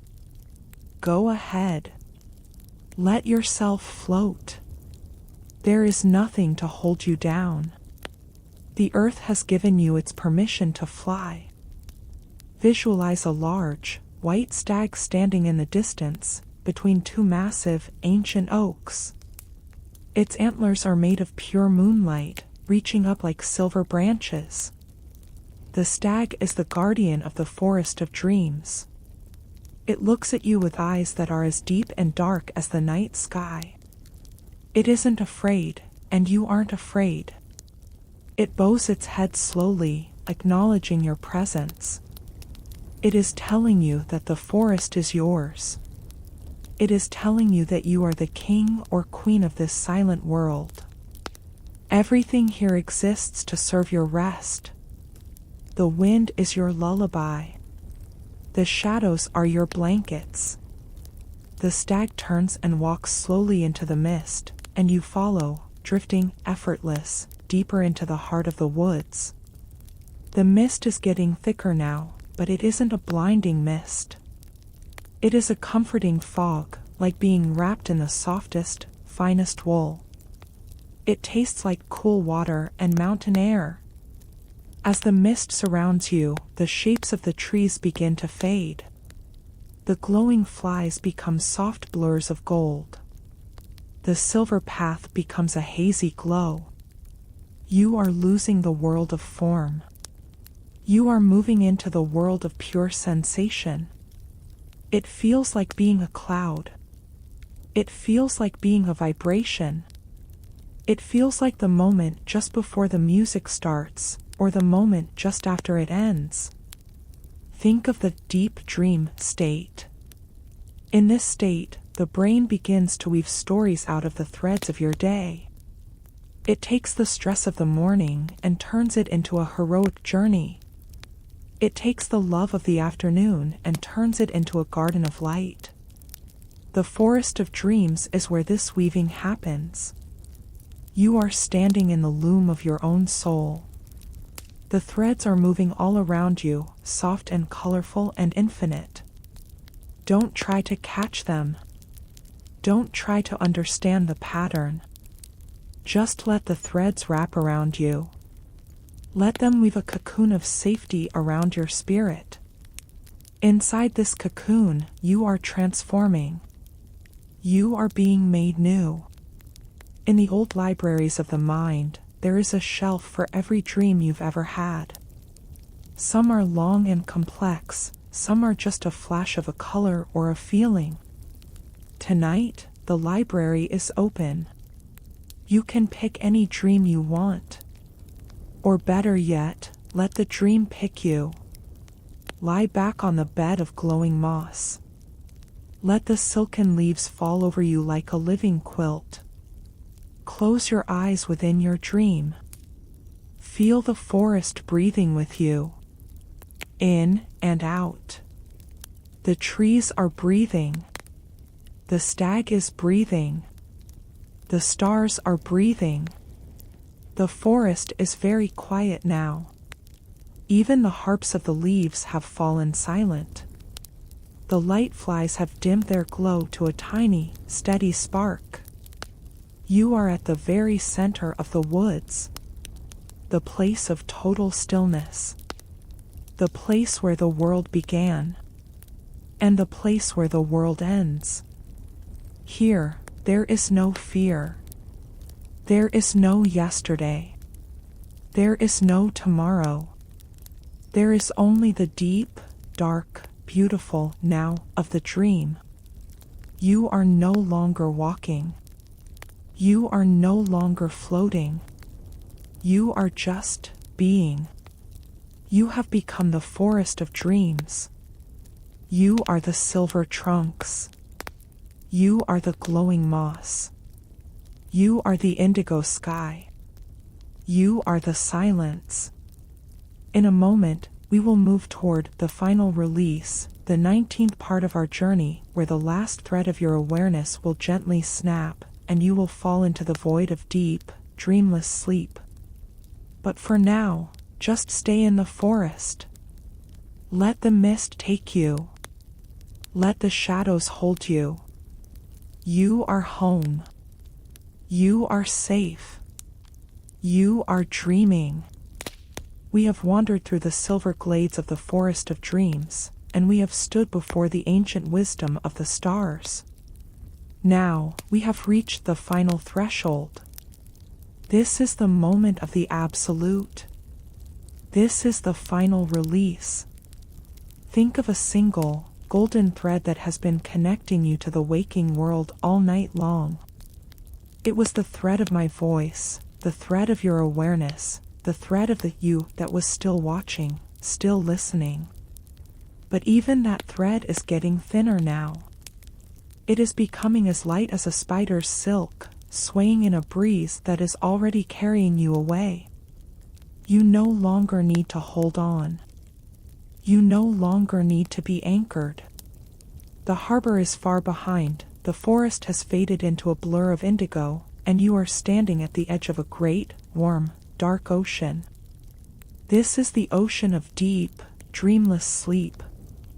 Imagine you are a feather, falling from the top of a silent mountain in the middle of a windless night. You are not falling fast. You are drifting, turning slowly in the air. There is no gravity here, only a gentle invitation to descend.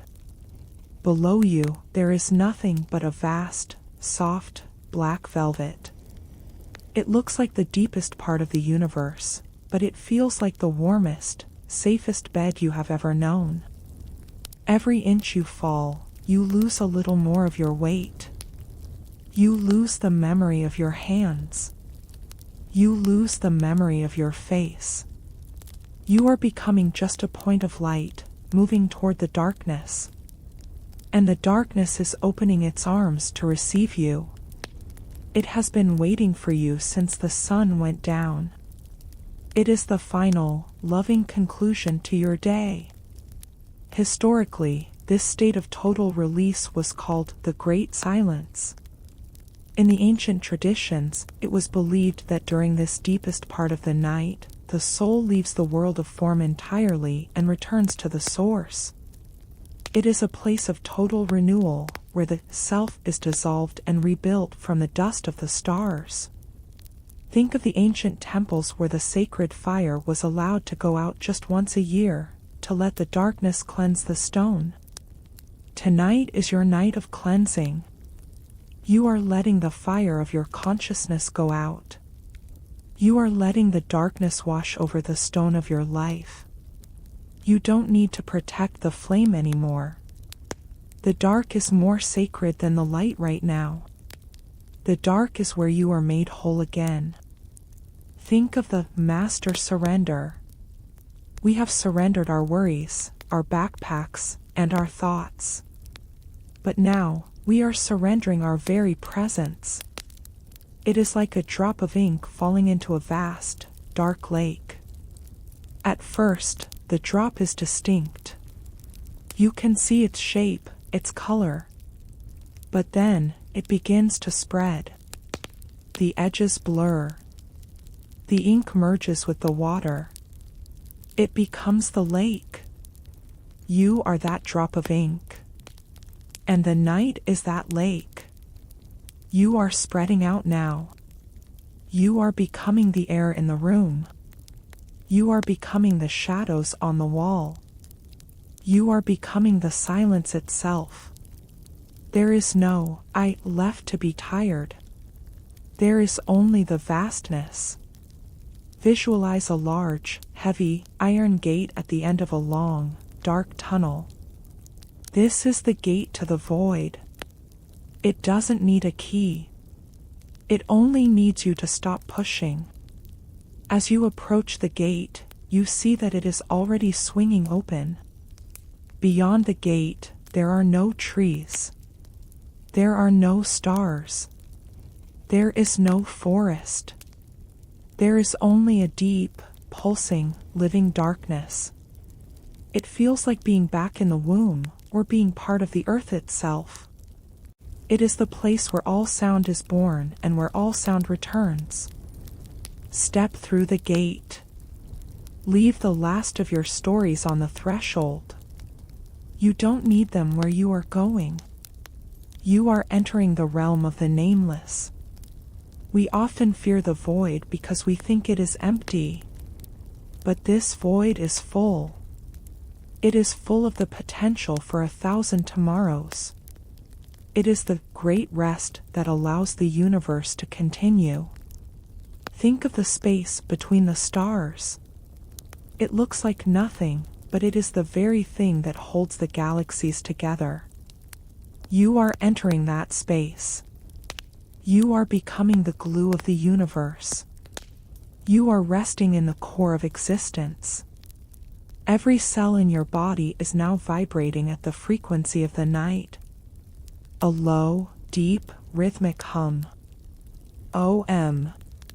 Peace. Stillness. In the 19th century, the great poets spoke of the long drift.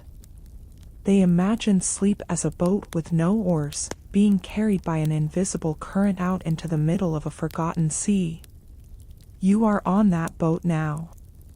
You can hear the water lapping against the sides, but the sound is getting further and further away. The boat is not moving on top of the water anymore, it is becoming the water. You are sinking, slowly, beautifully, into the depths. The pressure is not heavy, it is like a warm hug from the entire ocean. It is pressing against your chest, your eyes, your mind, telling you that it's okay to disappear. It's okay to let the water take you. Notice the very last fragment of your awareness. It is like a tiny, flickering spark on the end of a long, burnt-out wick. It's almost gone. Don't try to fan the spark. Don't try to keep it alive. Let it go.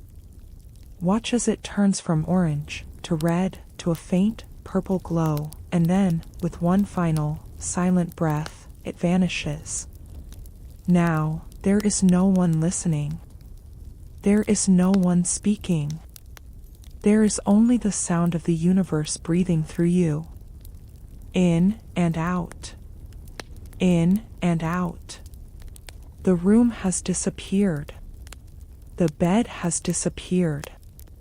The time has disappeared. You have reached the final destination. You have reached the end of the journey. You have found the absolute release. Think of the silence of the deepest cave on earth. Think of the silence of the moon. Think of the silence before the world was made. That silence is inside you now. It is a heavy, thick, beautiful liquid that is filling your mind. It is washing away the last traces of your personality. It is washing away the last traces of your day. You are clean. You are empty. You are light. The release is complete. The world is a dream you once had a long, long time ago. It has nothing to do with you now. You are safe in the void. You are home in the dark. You are at one with the peace that passes all understanding. In a moment, the narration will stop. The music will slowly fade into the sound of a gentle, eternal rain. And you will be left in the perfect, final, beautiful stillness. You are ready. The door is closed. The light is out. The release is absolute. The final release has taken place, the thread has snapped, and the boat of your consciousness has drifted out into the middle of a vast, nameless sea. Now, we have arrived at the end of all journeys. We have reached the infinite stillness. This is not just the absence of noise. This is the presence of the absolute. It is a stillness so deep that it has no beginning and no end. It is the silence that exists between the stars, the silence that lives at the bottom of the deepest canyon, the silence that was there before the first word was ever spoken. You are no longer listening to this silence. You are becoming it. You are the stillness. You are the night. You are the infinite. Imagine you are a single, microscopic grain of stardust, floating in the center of a galaxy that has finished its work. There is no wind to move you. There is no gravity to pull you. You are suspended in a warm, dark, liquid space. Everything is still. The planets have stopped their turning. The suns have dimmed their light. The universe is holding its breath. And in this holding, there is no fear. There is only a profound, heavy, beautiful sense of belonging. You are not alone in the stillness, you are the stillness itself. Every part of you, every atom, every cell, is now perfectly aligned with the quiet heartbeat of the cosmos. Historically, this state of infinite stillness was the goal of every ancient seeker. They knew that the noise of the world was just a thin veil, a temporary illusion. Beneath the politics, beneath the wars, beneath the busyness of the markets, there was always this. This unchanging, unmoving, eternal quiet.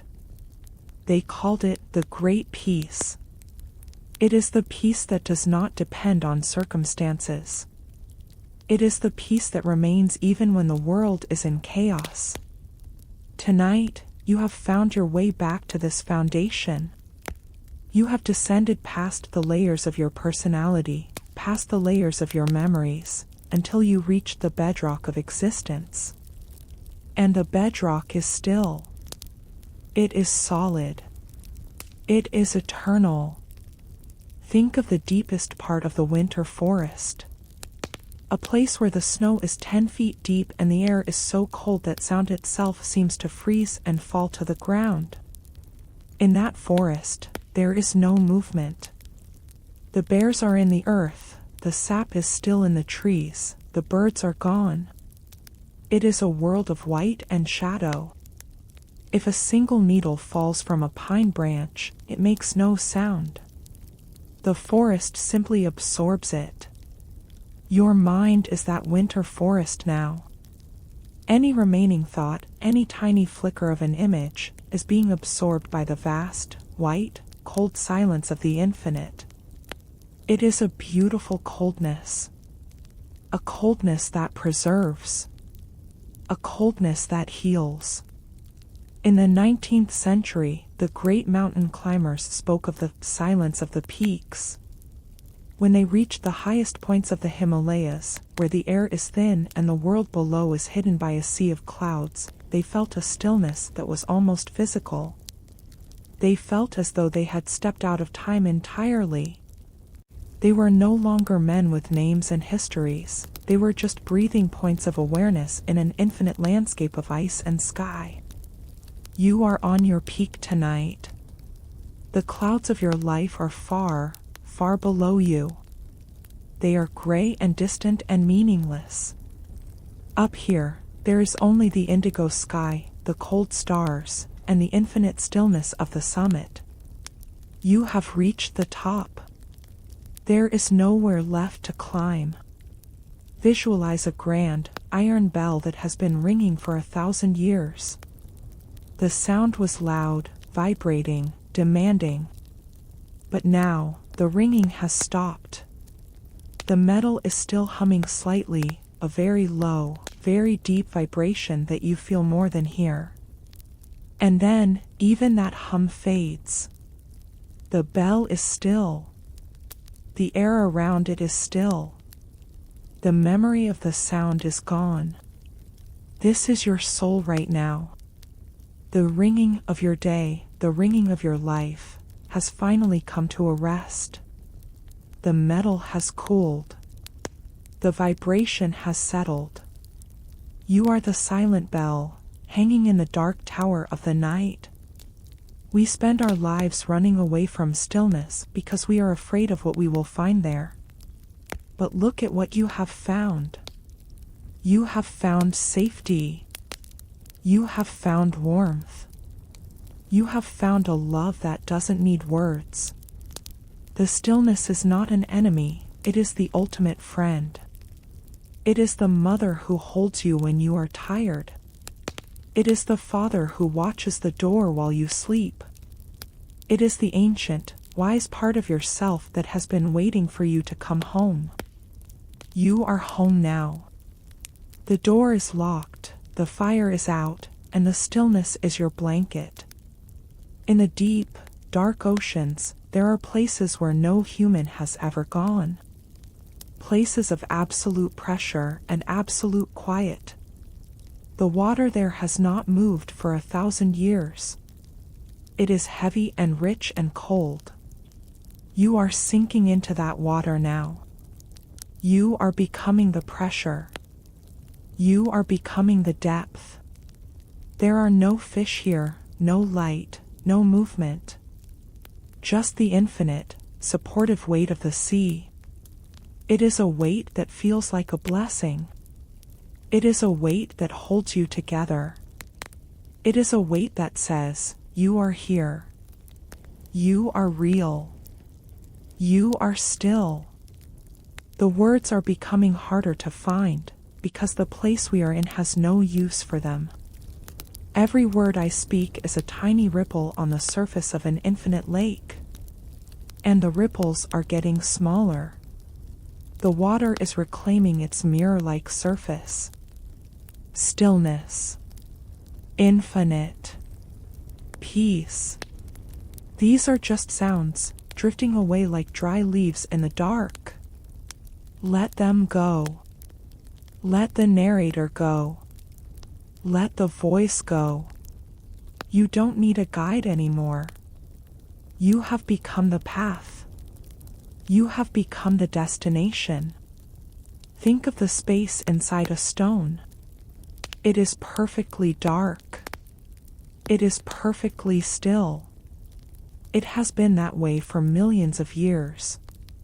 Inside the stone, there is no time. There is no change. There is only the absolute density of being. You are the heart of the stone tonight. You are the density.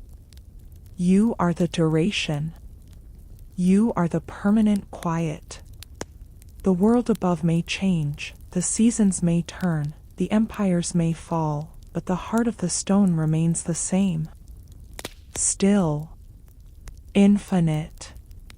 Your breath is now so slow, so shallow, that it is almost invisible. It is like the movement of a shadow across a wall. It is just a tiny, rhythmic confirmation that you are still part of the cycle. But even this movement is beginning to feel like too much effort. You are moving beyond the breath. You are moving into the space between the breaths. The space where everything is born and everything returns. That space is infinite. That space is you. The journey is over. The 3 hours have been a bridge, and you have crossed it. On the other side, there is only this. This vast, dark, beautiful stillness. There is no one to thank, because there is no one left. There is only the silence, resting in itself. Only the dark, watching over the dark. Only the infinite, being infinite. The music will fade now. The rain will stop. The voice will vanish. And you will be left in the heart of the great quiet. Don't be afraid. The quiet is your home. The quiet is your soul. The quiet is you. Goodbye, traveler. Goodbye to the dream. Welcome to the infinite. Welcome to the stillness.